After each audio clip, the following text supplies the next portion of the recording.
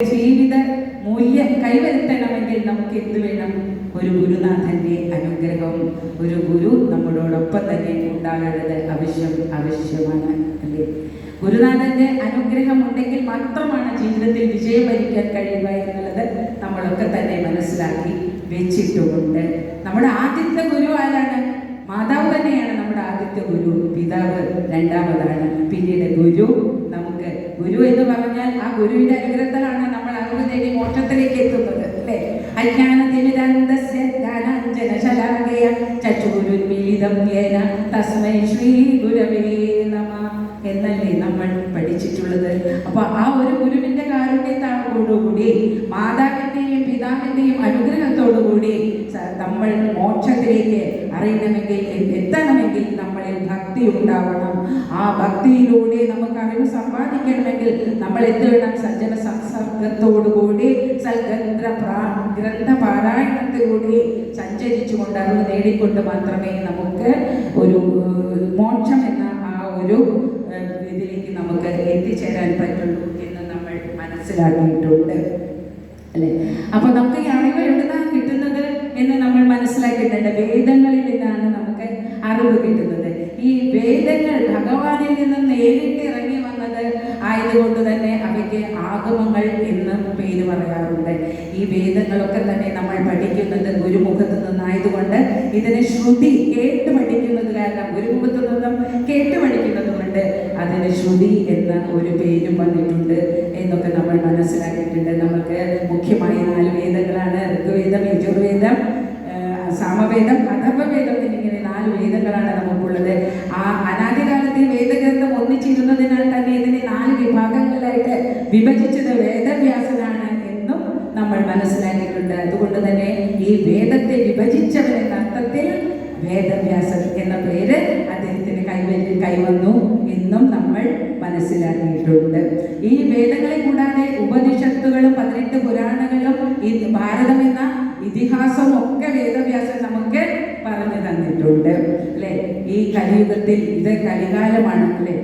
ഈ കലികാലത്തിൽ നമുക്ക് ഒട്ടനവധി മാർഗങ്ങളിലൂടെ കഷ്ടനഷ്ടങ്ങളിലൂടെ സഞ്ചരിക്കേണ്ട ആ സന്ദർഭത്തിൽ ഗുരുവര്യന്മാരുടെ, ഗുരുഭൂതരെ, ഋഷിപ്രോക്തരുടെയും അനുഗ്രഹത്താൽ ജ്ഞാനം സമ്പാദിച്ച് സൽകർമ്മങ്ങൾ ചെയ്തുകൊണ്ട് നമ്മൾ ജീവിച്ചെങ്കിൽ മാത്രമേ ലക്ഷ്യപ്രാപ്തിയിൽ എത്തിക്കാൻ പറ്റൂ എന്നും നമ്മൾ കണ്ടു കഴിഞ്ഞിട്ടുണ്ട് അല്ലെ?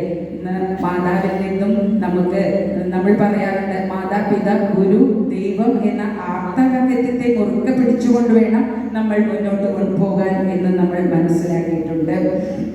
ഏതായാലും ഇത്തരത്തിൽ ഇങ്ങനെ ഈ ജീവിച്ചിരിക്കുമ്പോൾ നമുക്ക് മോക്ഷം കിട്ടിയിട്ടാണ് നമുക്ക് കാര്യമുള്ളൂ അല്ലെ? മരിച്ചു പോയിട്ട് നമുക്ക് മോക്ഷം കിട്ടുമെന്ന് നമ്മൾ എങ്ങനെ അറിയുന്നത്? എങ്കിലും നമ്മളെല്ലാവരും ഭക്തിയിലൂടെ സഞ്ചരിച്ച് ആ ജീവിത അവസാനത്തിൽ മോക്ഷം കിട്ടണം എന്ന ലക്ഷ്യത്തോടു കൂടിയാണ് നമ്മളെല്ലാവരും തന്നെ ഭക്തിയോടുകൂടി ഭഗവാനെ പ്രാർത്ഥിക്കുന്നതും സൽക്കർമ്മങ്ങളിൽ ഏർപ്പെടുന്നതും. അപ്പോൾ ഈ ജീവിതകാലത്ത് തന്നെ, ജീവിച്ചിരിക്കുമ്പോൾ തന്നെ നമുക്ക് മോക്ഷപ്രാപ്തി ഉണ്ടാവണം, സുഖം വരണം എന്നാണ് നമ്മളുടെ എല്ലാവരുടെ ആഗ്രഹം അല്ലെ? ദുഃഖം കിട്ടണമെന്ന് നമ്മൾ ആരെങ്കിലും പറയാറുണ്ടോ? ഇല്ല. എല്ലാവർക്കും എന്താണ് ആവശ്യം? സുഖം കിട്ടണം എന്ന് തന്നെയാണ് നമുക്ക് ആവശ്യം അല്ലെ? എന്തായാലും നമ്മൾ ജീവിക്കുന്ന ഈ കലിയുഗത്തില് നമുക്ക് സുഖം വരണമേ, നമുക്ക് സുഖമായിട്ടുള്ള അനുഭവങ്ങൾ ഉണ്ടാക്കണേ എന്ന് നമുക്ക് എല്ലാവർക്കും ഭഗവാനോട് പ്രാർത്ഥിക്കാം അല്ലെ? നമുക്കറിയാം 4 യുഗങ്ങളാണ് ഉണ്ടായിട്ടുള്ളത്. കൃതയുഗം, ത്രേതായുഗം, ദ്വാപരയുഗം, കലിയുഗം. ഈ 4 യുഗത്തിൽ വെച്ച് കലിയുഗത്തിലാണ് അപ്പോൾ നമ്മൾ ജീവിച്ചുകൊണ്ടിരിക്കുന്നത്. ഈ കലിയുഗത്തിൽ ഇങ്ങനെ ജീവിച്ചു കൊണ്ടിരിക്കുമ്പോൾ ഈ കലിയുഗം വരാറായി എന്ന് മഹർഷിമാർക്കൊക്കെ ജ്ഞാനദൃഷ്ടിയിൽ എല്ലാ കാര്യങ്ങളും മുന്നേ അറിഞ്ഞ് മനസ്സിലാക്കാൻ കഴിവുള്ള ജ്ഞാനികളാണല്ലോ. അപ്പൊ അതുകൊണ്ട് തന്നെ ഈ കലിയുഗം വരാറായി എന്നുള്ള ആ ഒരു കാര്യം മനസ്സിലാക്കിയപ്പോൾ മുനിമാർക്ക് എല്ലാവർക്കും തന്നെ, ഋഷിപ്രോക്തർക്കൊക്കെ വളരെ സങ്കടമുണ്ടായി. ഇനി ഈ കലികാലത്തില് നമ്മൾ എന്ത് ചെയ്യണം? ഇത്രത്തോളം ഈ ഗ്രന്ഥങ്ങളും പുരാണങ്ങളും ഒക്കെ പാരായണം ചെയ്താലും ഈ കലിയുഗത്തിനെ മറികടക്കണമെങ്കിൽ നമുക്ക് ഇതൊന്നും മതിയാകാതെ വരുമല്ലോ. അപ്പോൾ പുതിയതായിട്ടുള്ള എന്തെങ്കിലും തരത്തിലുള്ള ഒരു പോംവഴി കണ്ടെത്തണമെങ്കിൽ നമുക്ക് എന്ത് വേണം എന്നുള്ള ചിന്തയാൽ ഇവര് ബ്രഹ്മദേവനെ അഭിപ്രാപിക്കുകയാണ്, മഹർഷിമാരൊക്കെ കൂടെ തന്നെ. അങ്ങനെ മഹർഷിമാരൊക്കെ കൂടെ സത്യലോകത്തിൽ ചെന്ന ബ്രഹ്മാവ്, എവിടെയാണ് ബ്രഹ്മാവ് ഇരിക്കുന്നത്? സത്യലോകത്തിലാണ് എന്ന് അല്ലെ? സത്യലോകത്തിലാണ് ഇരിക്കുന്നത് എന്ന് നമുക്ക് അറിയാം. അപ്പോൾ ഈ സത്യലോകത്തിലിരിക്കുന്ന ബ്രഹ്മദേവന്റെ അടുക്കൽ ചെന്ന് തങ്ങളുടെ സങ്കടം ഉണർത്തിച്ചു. ഭഗവാനെ, കലികാലം വരാൻ പോവുകയാണല്ലോ, അങ്ങ് ഇതിന് ഞങ്ങൾക്കൊരു പോംവഴി വരണം, ഞങ്ങൾ എന്ത് ചെയ്യണം കലികാലത്തിൽ മോക്ഷം കിട്ടാനായിട്ട് എന്ന് ചോദിച്ചപ്പോൾ ബ്രഹ്മദേവൻ പറയുകയാണ്, ആവട്ടെ, ഞാനൊരു കാര്യം ചെയ്യാം. എൻ്റെ മനോമുഖരത്തിൽ നിന്ന് ഒരു ചക്രം സൃഷ്ടിച്ച് ഞാൻ അതിനെ അങ്ങ് ഉരുട്ടിവിടാം. അത് ഉരുട്ടിവിടുമ്പോൾ അത് എവിടെയാണോ ചെന്ന് പൊടിഞ്ഞു വീഴുന്നത്, ആ സ്ഥലത്ത് നിങ്ങൾ ചെന്നിരുന്ന് നിങ്ങൾ തപസ് ആരംഭിച്ചോളൂ, നിങ്ങൾക്ക് മോക്ഷത്തിനുള്ള വഴികൾ വന്നു ചേരും എന്ന് ബ്രഹ്മദേവൻ ഇവരെ അനുഗ്രഹിച്ചുകൊണ്ട് പറഞ്ഞയക്കുകയാണ്. അപ്പൊ ഈ ഉരുട്ടിവിടുന്ന ചക്രത്തിന് ഒരു പേരുണ്ട് കേട്ടോ. ആ ചക്രത്തിന്റെ പേരാണ്, എന്താണ് പേര്? നേമി. ആ നേമി എന്ന ആ ചക്രം ഉരുട്ടിയിട്ടുകൊണ്ട് ആ ചക്രം പൊടിഞ്ഞ സ്ഥലത്ത് ഈ മഹർഷിമാർ ചെന്നിരുന്നു. ആ സ്ഥലത്തിന് നമ്മൾ പറയുന്ന പേരാണ് നൈമിഷാരണ്യം. ആ നൈമിഷാരണ്യത്തിൽ അങ്ങനെ ഇരുന്ന് ഇവര് തപസ് ആരംഭിച്ചപ്പോൾ അവിടെ രണ്ട് വ്യക്തിത്വങ്ങൾ മഹർഷിമാർ വരാണ്. ആരാണ് വരുന്നത്? വ്യാസഭഗവാന്റെ പുത്രനായ ബ്രഹ്മജ്ഞാനിയായ ബ്രഹ്മത്തിൽ സഞ്ചരിക്കുന്ന ശുഗ മഹർഷിയും അദ്ദേഹത്തിന്റെ സതീർത്ഥനായ വ്യാസ ഭഗവാന്റെ ശിഷ്യനു കൂടിയായ സൂതനുമാണ് ഈ മഹർഷിമാർ തപസ് ചെയ്തിരിക്കുന്ന ഈ നൈമിഷാരണ്യത്തിൽ എത്തിച്ചേരുന്നത്. അപ്പൊ അങ്ങനെ അവിടെ ഈ ശൗനകാദി മഹർഷിമാരെയൊക്കെ കണ്ടപ്പോ സൂതൻ ശുഗമഹർഷിയോട് ശൗനകാദികൾ ചോദിക്കുകയാണ്, ഞങ്ങൾക്ക് ഇങ്ങനെ വ്യാസഭഗവാനാൽ വിരചിതമായ ദേവി ഭാഗവതം കേൾക്കാൻ വളരെ താല്പര്യമുണ്ട്. വ്യാസഭഗവാന്റെ ആ ദേവി ഭാഗവതം ഒന്ന് നമുക്ക് വിവരിച്ചു തരണം എന്ന് പറയുകയാണ്. അപ്പൊ ഞാൻ പറയാൻ പോകുന്ന ഈ വിഷയം അധികവും ഉള്ളത് ദേവി മഹാത്മ്യത്തിലായതുകൊണ്ടാണ്, ദേവി ഭാഗവതത്തിൽ ആയതുകൊണ്ടാണ് കേട്ടോ ഞാൻ ഈ ദേവി ഭാഗവതം എന്നുള്ള ഇതിവിടെ എടുത്തു പറഞ്ഞ ഭഗവാനാൽ രചിക്കപ്പെട്ട ദേവി ഭാഗവതത്തിലെ തുളസി മഹാത്മ്യമാണ് എന്നെ പറയാൻ ഏൽപ്പിച്ച വിഷയം. അപ്പൊ അതിന് മുന്നോടിയായി ഞാൻ കുറച്ച് കാര്യങ്ങൾ ഇങ്ങനെ പറയുന്നു. നിങ്ങൾ പലർക്കും ഇതൊക്കെ അറിയാവുന്നത് തന്നെയായിരിക്കും. നിത്യവും ദേവി ഭാഗവതം പാരായണം ചെയ്യുന്നവരൊക്കെ തന്നെയായിരിക്കും എൻ്റെ ഈ മുന്നിലിരിക്കുന്നത് എന്നും എനിക്കറിയാം. എങ്കിലും നാരദ മഹർഷിയോട് നാരായണ മഹർഷി പറഞ്ഞു കൊടുക്കുന്ന രീതിയിലാണ് ഈ ദേവി ഭാഗവതം എഴുതപ്പെട്ടിട്ടുള്ളത്. വ്യാസഭഗവാൻ നമുക്കറിയാം, എല്ലാ പുരാണ കഥകളും മിക്കവാറും നല്ല പുരാണ കഥകളൊക്കെ തന്നെ സംവാദ രൂപത്തിലാണ് എഴുതിയിട്ടുള്ളത് അല്ലേ. ഇപ്പൊ ഇവിടെ സംവാദ രൂപത്തിലല്ലേ നമ്മുടെ ഉമാമഹേശ്വര സംവാദം അല്ലേ, എല്ലാം അങ്ങനെയല്ലേ കണ്ടുവരുന്നത്. നമ്മൾ അങ്ങനെ എല്ലാം തന്നെ ഈ സംവാദ രൂപത്തിലുള്ളതൊക്കെ തന്നെ ചോദ്യ രൂപത്തിലും അതിനുള്ള മറുപടി ഉത്തര രൂപത്തിലൊക്കെ പറയുന്ന രീതിയിലാണ് ഈ ദേവി ഭാഗവതം ഒരു മാല പോലെ അങ്ങനെ ചേർത്ത് വെച്ചിരിക്കുന്നത്. ഏതായാലും ഞാൻ കൂടുതൽ അങ്ങനെ പറ്റി ദീർഘിച്ച് സംസാരിക്കാൻ എനിക്ക് ഇവിടെ സമയക്കുറവുള്ളതിനാൽ ഒന്ന് സ്പർശിച്ചു പോകുന്നു എന്ന് മാത്രമേ ഉള്ളൂ കേട്ടോ. ഏതായാലും നമുക്ക് ഈ വിഷയത്തിലേക്ക് വരേണ്ട ആവശ്യമുണ്ടായത് കൊണ്ട് തന്നെ അതിനെക്കുറിച്ച് സംസാരിക്കാം.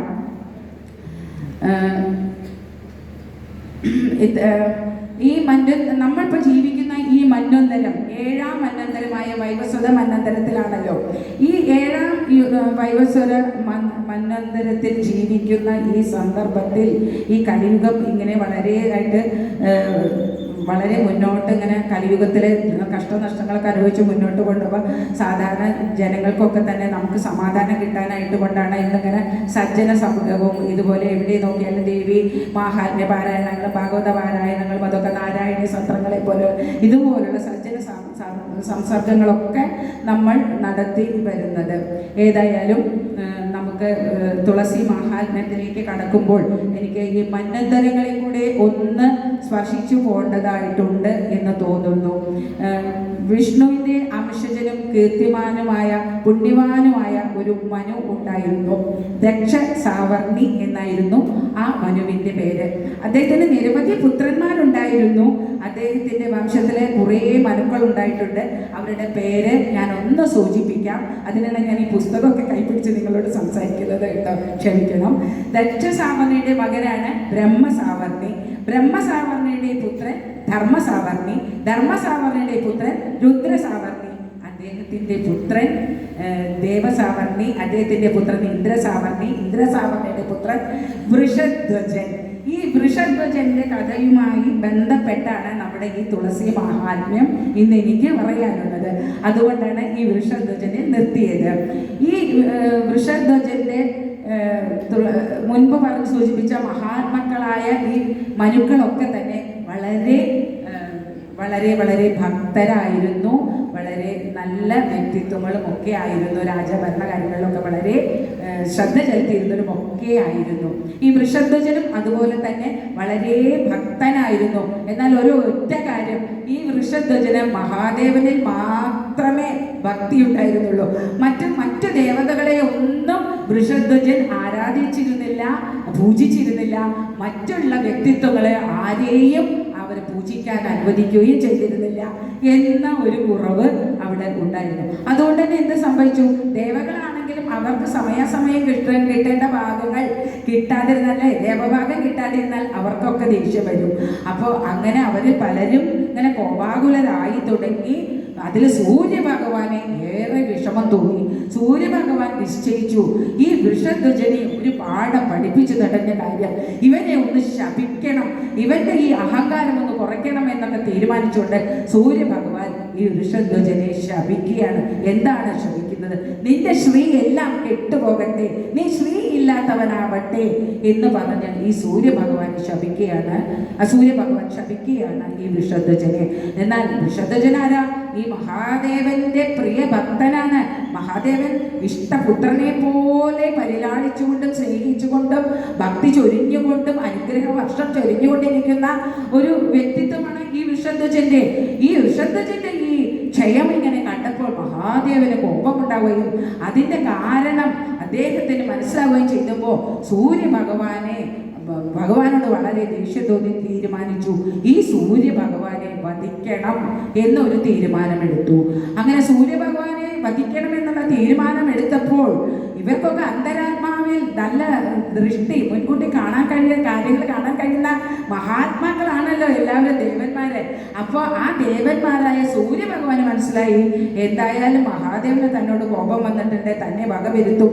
ഇനിയിപ്പോൾ ഇതിൽ നിന്ന് രക്ഷ നേടണമെങ്കിൽ തൻ്റെ പിതാവായ കശ്യപ മഹർഷിയെ സമീപിക്കേണ്ട നിർത്തിയുള്ളൂ എന്ന് പറഞ്ഞ് കശ്യപനെ സമീപിച്ചുകൊണ്ട് പറയുകയാണ്, ഞാനിങ്ങനെ സൂര്യനാൽ വധിക്കപ്പെടുമെന്നൊരു ഭയം എനിക്കുണ്ട്, ഞാനിങ്ങനെ വിഷധ്വജനെ ശപിച്ചത് അതിൻ്റെ ഫലമാണ്, എന്ത് വേണം രക്ഷിക്കണം എന്ന് പറഞ്ഞപ്പോൾ അദ്ദേഹം പറയാണ്, അയ്യോ എനിക്കൊന്നും മഹാദേവന്റെ ആ ഒരു ശാപത്തെ, നിനക്ക് മഹാദേവന്റെ ദേഷ്യത്തെ, നിന്നോടുള്ള ദേഷ്യത്തെ അടക്കി നിർത്താൻ പറ്റില്ല, അതുകൊണ്ട് നമുക്ക് നേരെ നമ്മുടെ പിതാമഹനായ ബ്രഹ്മദേവനെ സമീപിക്കാം എന്നും പറഞ്ഞുകൊണ്ട് അവിടെ അങ്ങ് പോവുകയാണ് ബ്രഹ്മദേവന്റെ അടുത്ത്. അവിടെ ചെന്നപ്പോൾ ബ്രഹ്മദേവൻ എന്താണ് പറയുന്നത്? അയ്യോ, മഹാദേവന് കോപം വന്നാൽ തടുക്കാൻ എന്നെ കൊണ്ടും പറ്റില്ല കേട്ടോ, ഈ സൂര്യഭഗവാനെ വധിക്കണമെന്ന് അദ്ദേഹം അങ്ങോട്ട്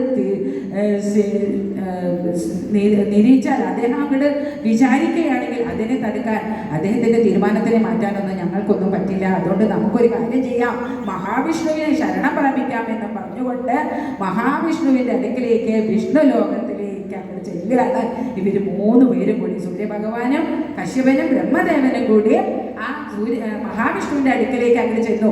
അല്ലെ, മഹാവിഷ്ണുവിന്റെ അടുക്കലേക്ക് അവിടെ വൈകുണ്ഠത്തിലെത്തിയപ്പോൾ ഭഗവാൻ എഴുന്നേറ്റ് വന്ന് ഇവരെയൊക്കെ സ്വീകരിച്ച് ആചാരപൂർവ്വം വിദ്യാമണ്ഡമൊക്കെ പൂജിച്ച് സൽക്കരിച്ച് ഇരുത്തി കുശല പ്രശ്നങ്ങളൊക്കെ തുടങ്ങി. പക്ഷേ മഹാവിഷ്ണുവിന് അറിയാത്ത കാര്യങ്ങളുണ്ടല്ലോ, ഇവര് വന്നതിന്റെ ഉദ്ദേശം എന്താണെന്നൊക്കെ മഹാവിഷ്ണുവിന് അറിഞ്ഞു. പിന്നെ നമുക്കൊക്കെ അറിയാം അല്ലെ, മഹാവിഷ്ണുവിന്റെ ഭക്തന്മാരായിട്ടുള്ളവരെ എല്ലാവരെയും ഭഗവാൻ ഒരിക്കലും കൈവിടില്ല. മാത്രമല്ല അവരെ വളരെ സന്തോഷത്തോടുകൂടി തൻ്റെ മാറിടത്തിലേക്ക് ആശ്ലേഷിച്ച് അനുഗ്രഹം ചെയ്യുന്ന കാരുണ്യമൂർത്തിയാണ് ഭഗവാൻ മഹാവിഷ്ണു എന്ന് നമ്മൾ ധാരാളം കേട്ടിട്ടുണ്ടല്ലേ.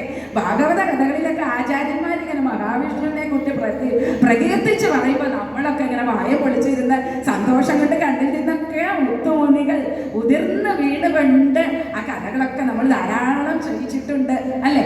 അതുപോലെ ഇവിടെ ഈ വൈകുണ്ഠത്തിലെത്തിയ ഈ മഹാരഥന്മാരോട് മഹാവിഷ്ണു ചിരിച്ചുകൊണ്ട് പറഞ്ഞു, നിങ്ങൾ ആരും പരിഭ്രമിക്കണ്ട, എൻ്റെ അടുത്ത് വന്ന എന്നെ ദൂരത്തിരുന്ന് വിളിച്ച പോലും ഞാൻ അവരെ സംരക്ഷിക്കുന്നവനാണ്, ആ കാരുണ്യമൂർത്തിയാണ് ഞാൻ, അത് നിങ്ങൾക്കും അറിവുള്ളതല്ലേ, അതുകൊണ്ട് നിങ്ങളൊന്നും പരിഭ്രമിക്കേണ്ട, താമസിയാതെ നമ്മുടെ മഹാദേവൻ ഇവിടെ എത്തിച്ചേരും എന്ന് ഈ മഹാവിഷ്ണു ഇവരോട് പറയുകയാണ്. അപ്പോൾ അതുപോലെ തന്നെ കുറച്ച് സമയം കഴിഞ്ഞപ്പോഴേക്കും തൃശൂലമായി കോപാഗ്നിയാൽ വളരെ കോപാകുലനായി നമ്മുടെ മഹാദേവൻ ഈ സന്നിധിയിൽ എത്തിച്ചേരുകയാണ്. ഈ സന്നിധിയിൽ എത്തിച്ചേർന്നപ്പോൾ തന്നെ ഭഗവാൻ മഹാവിഷ്ണു ചെന്ന് അങ്ങോട്ട് ആലിംഗനം ചെയ്ത് നമസ്കരിച്ചു എന്നാണ് പറയുന്നത്. ഇത് കണ്ടപ്പോൾ മറ്റുള്ള എല്ലാവരും അദ്ദേഹത്തെ നമസ്കരിച്ചു, പറഞ്ഞു. ഇങ്ങനെ ഉപചാരപൂർവ്വം ഇരുത്തി മഹാവിഷ്ണു ഒരു ഗൂഢസ്മിതൊക്കെ ചെയ്തു. കാരണം അന്തരാത്മാവിൽ അറിയാത്ത കാര്യങ്ങളുണ്ടോ ഭഗവാന് മനസ്സിലായി.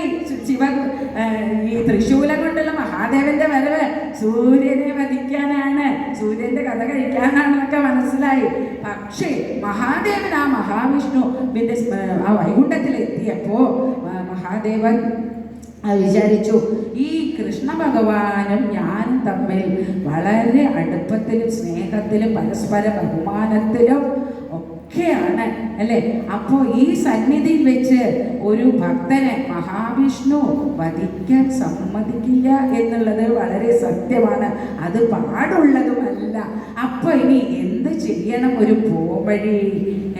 അപ്പോൾ ഭഗവാൻ വിഷ്ണു അവിടെ ദേവി ഭാഗവതത്തിൽ പറയുന്നുണ്ട്, മഹാവിഷ്ണു പരമശിവൻ അവിടെ എത്തിയപ്പോൾ പറയുന്നുണ്ട്, ഈ മഹാദേവൻ സർവർക്കും ആരാധ്യനാണ്, സർവ്വജനങ്ങൾക്കും ഇഷ്ടനായ ദേവനാണ്. ഞാൻ എൻ്റെ പ്രാണനേക്കാൾ തുല്യം സ്നേഹിക്കുന്ന വ്യക്തിയാണ് മഹാദേവൻ, ഞങ്ങൾ രണ്ടും ഒന്നെന്നെയാണ് എന്നൊക്കെ ഈ ദേവി ഭാഗവതത്തിൽ വിവരിച്ച് പറയുന്നുണ്ട്. അതിനൊന്നും അവിടെ സമയമില്ല നമുക്ക്.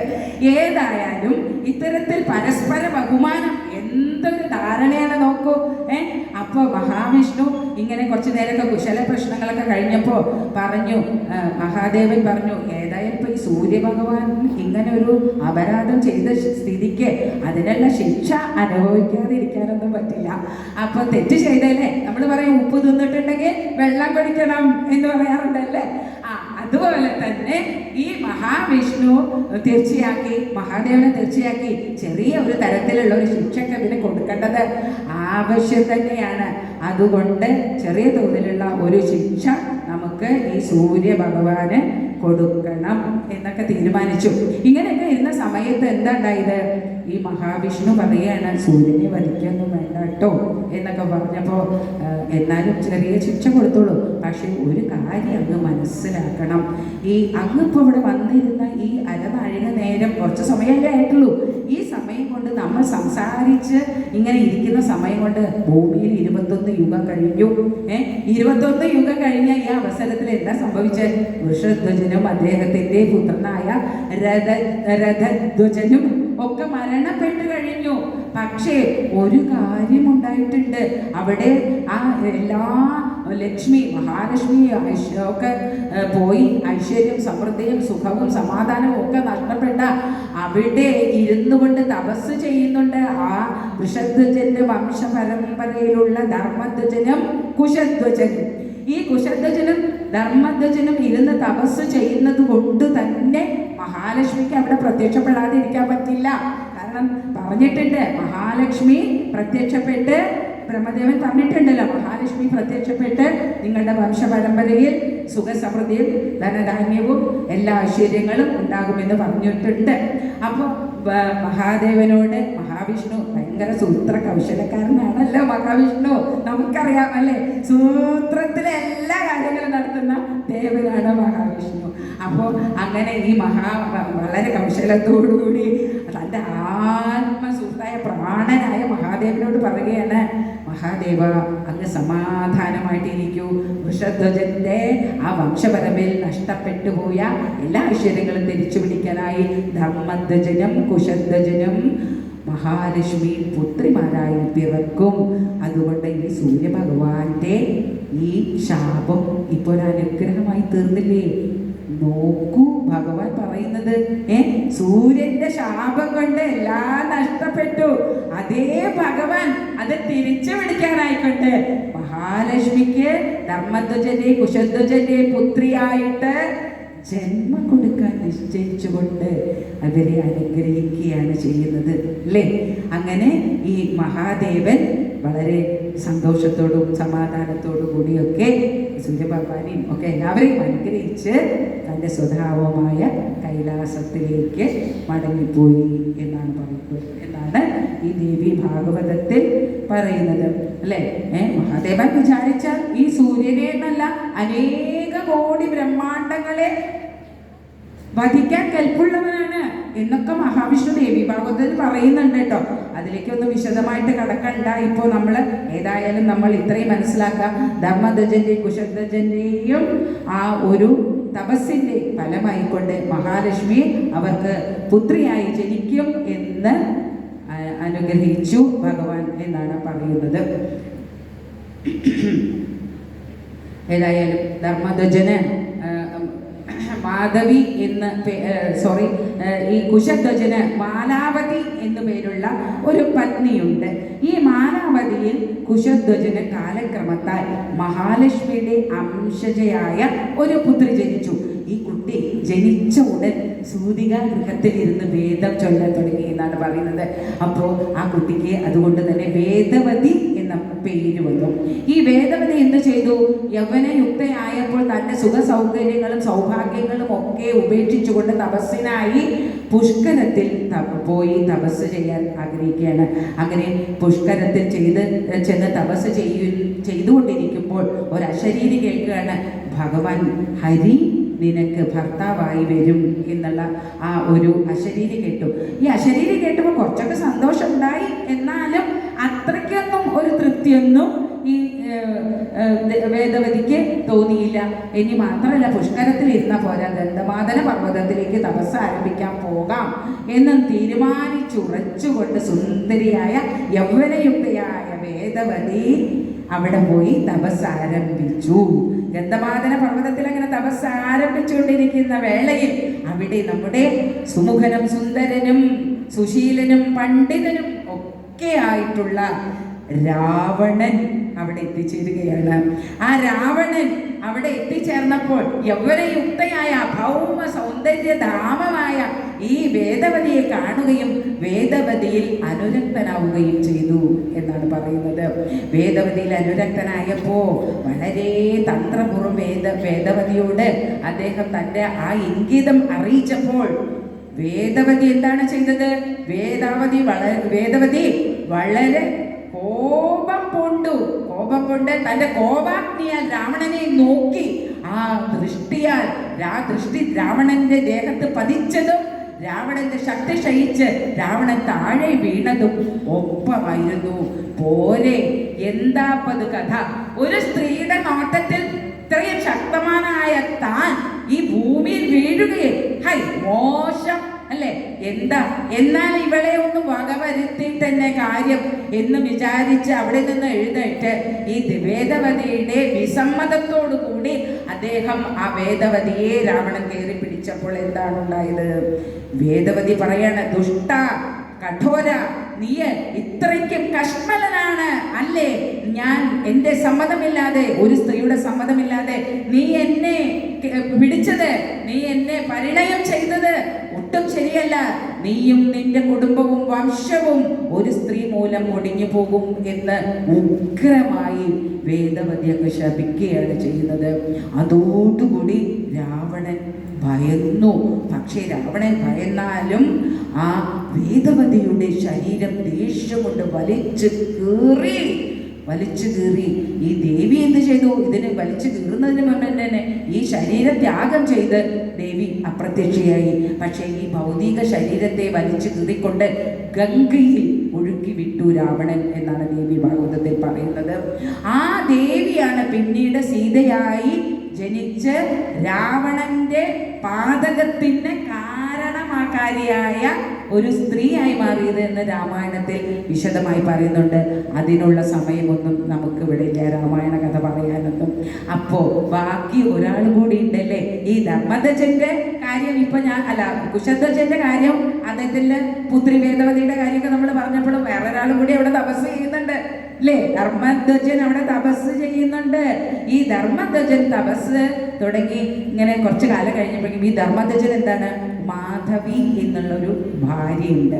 അപ്പം ഇങ്ങനെ ഈ തപസ്സൊക്കെ കഴിഞ്ഞ് ഈ മാധവിയുമായിട്ട് ഇങ്ങനെ സ്വസ്ഥമായിട്ട് വളരെ സന്തോഷത്തോടു കൂടി ജീവിക്കുന്ന കാലത്ത് ഈ മാധവി ഗർഭിണിയായി. 100 സംവത്സരക്കാലം മാധവി ഗർഭിണിയായിരുന്നു എന്നാണ് പറയുന്നത്. അത് സംഭവിക്കാം അല്ലേ? ഭാഗവതത്തിലൊക്കെ നമ്മൾ ഹിരണ്യകശിപുവിനെ അതും 100 വർഷം ഗർഭം ധരിച്ചതൊക്കെ നമ്മൾ ധാരാളം കേട്ടിട്ടുണ്ടല്ലേ. കാരണം അന്നത്തെ സ്ത്രീകൾക്ക് അത്രയ്ക്ക് യോഗമായ ശക്തി ഉണ്ടായിരുന്നു എന്നാണ് പറയുന്നത്. അങ്ങനെ നമ്മുടെ മാധവി 100 വർഷം കഴിഞ്ഞപ്പോൾ ഒരു ദിവസം പ്രസവിക്കട്ടെ. അപ്പോൾ കാർത്തിക മാസത്തിലെ ഒരു വെള്ളിയാഴ്ച പൗർണമി നക്ഷത്രത്തിൽ നല്ല ഒരു പെൺകുഞ്ഞിന് മാധവി ജന്മം നൽകി. ഈ പെൺകുഞ്ഞിന് ഒരുപാട് പ്രത്യേകതകൾ ഉണ്ടായിരുന്നു എന്നാണ് പറയുന്നത്. വളരെ യൗവനയുക്തയായ സുന്ദരിയായിട്ടായിരുന്നു ഈ മാധവി ജനിച്ചത് എന്നാണ് ഈ ദേവി ഭാഗവതത്തിൽ പറയുന്നത്. അതീവ സൗന്ദര്യമായിരുന്നു, അഭൗമ സൗന്ദര്യത്തിനുടമയായിരുന്നു ഈ വേദവതി. ആര് കണ്ടാലും വേദവതിയെ തുളസി ഈ സ്ത്രീയെ, ഈ കുട്ടിയെ കണ്ടാൽ അത്രയ്ക്കും സൗന്ദര്യവതിയായ ഈ സൗന്ദര്യധാമത്തിനെ കണ്ടപ്പോൾ എല്ലാവരും അറിയാതെ ഉറക്കെയാണ് വിളിച്ചു പറഞ്ഞു. എന്താണ്? തുളസി തുളസി എന്ന് ഉറക്കെയാണ് വിളിച്ചു പറഞ്ഞു. അപ്പോൾ ഈ തുളസി എന്ന് പറഞ്ഞാൽ എന്താ?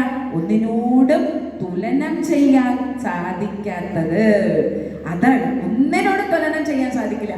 അത്രയും സുന്ദരിയും സുശീലയും സൗന്ദര്യവതിയുമായിരുന്നു ഈ തുളസി എന്നാണ് പറയുന്നത്. എന്നാൽ ഈ ധർമ്മധജന്റെ മാധവിയുടെ പുത്രിയായ ഈ യൗവനയുക്തയായ തുളസി സർവ സൗഭാഗ്യ സമ്പൽ സമൃദ്ധിയുടെ നടുവിൽ ജനിച്ചിട്ടും എന്താണ് വിചാരിച്ചത് അറിയോ? ഈ സുഖ സൗകര്യങ്ങളൊന്നും എനിക്ക് വേണ്ട, ഞാൻ തപസ്സിന് പോകുകയാണ് എന്നും പറഞ്ഞ് ഇതൊക്കെ ഉപേക്ഷിച്ചുകൊണ്ട് വേഗം ഈ തുളസി ബദരി ആശ്രമത്തിൽ പോയി തപസ് ആരംഭിച്ചു എന്നാണ് ദേവി ഭാഗവതത്തിൽ പറയുന്നത്.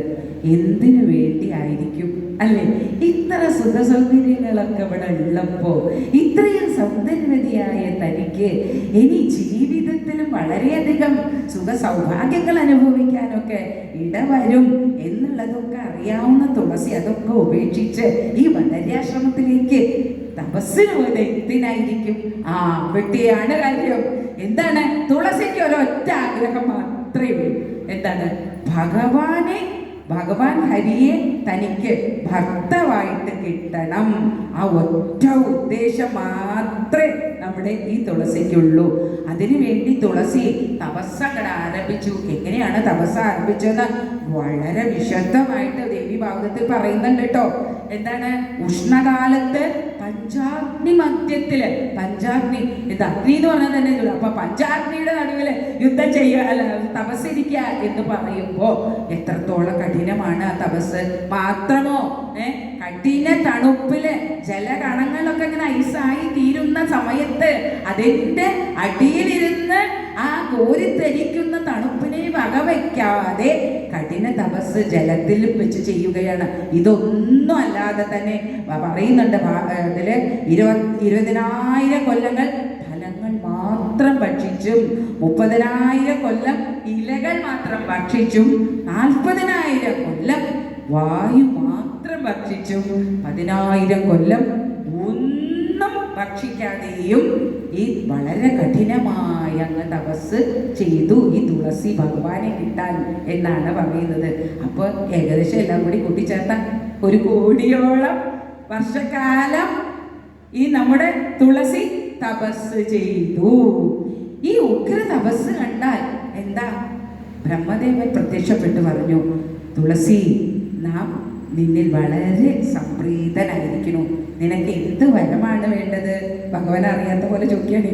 ബ്രഹ്മദേവൻ അറിഞ്ഞോടെ, അവർക്കൊക്കെ അറിയാത്തതുണ്ട്. ജ്ഞാന ദൃഷ്ടിയിൽ എല്ലാം അറിയുന്നതല്ലേ.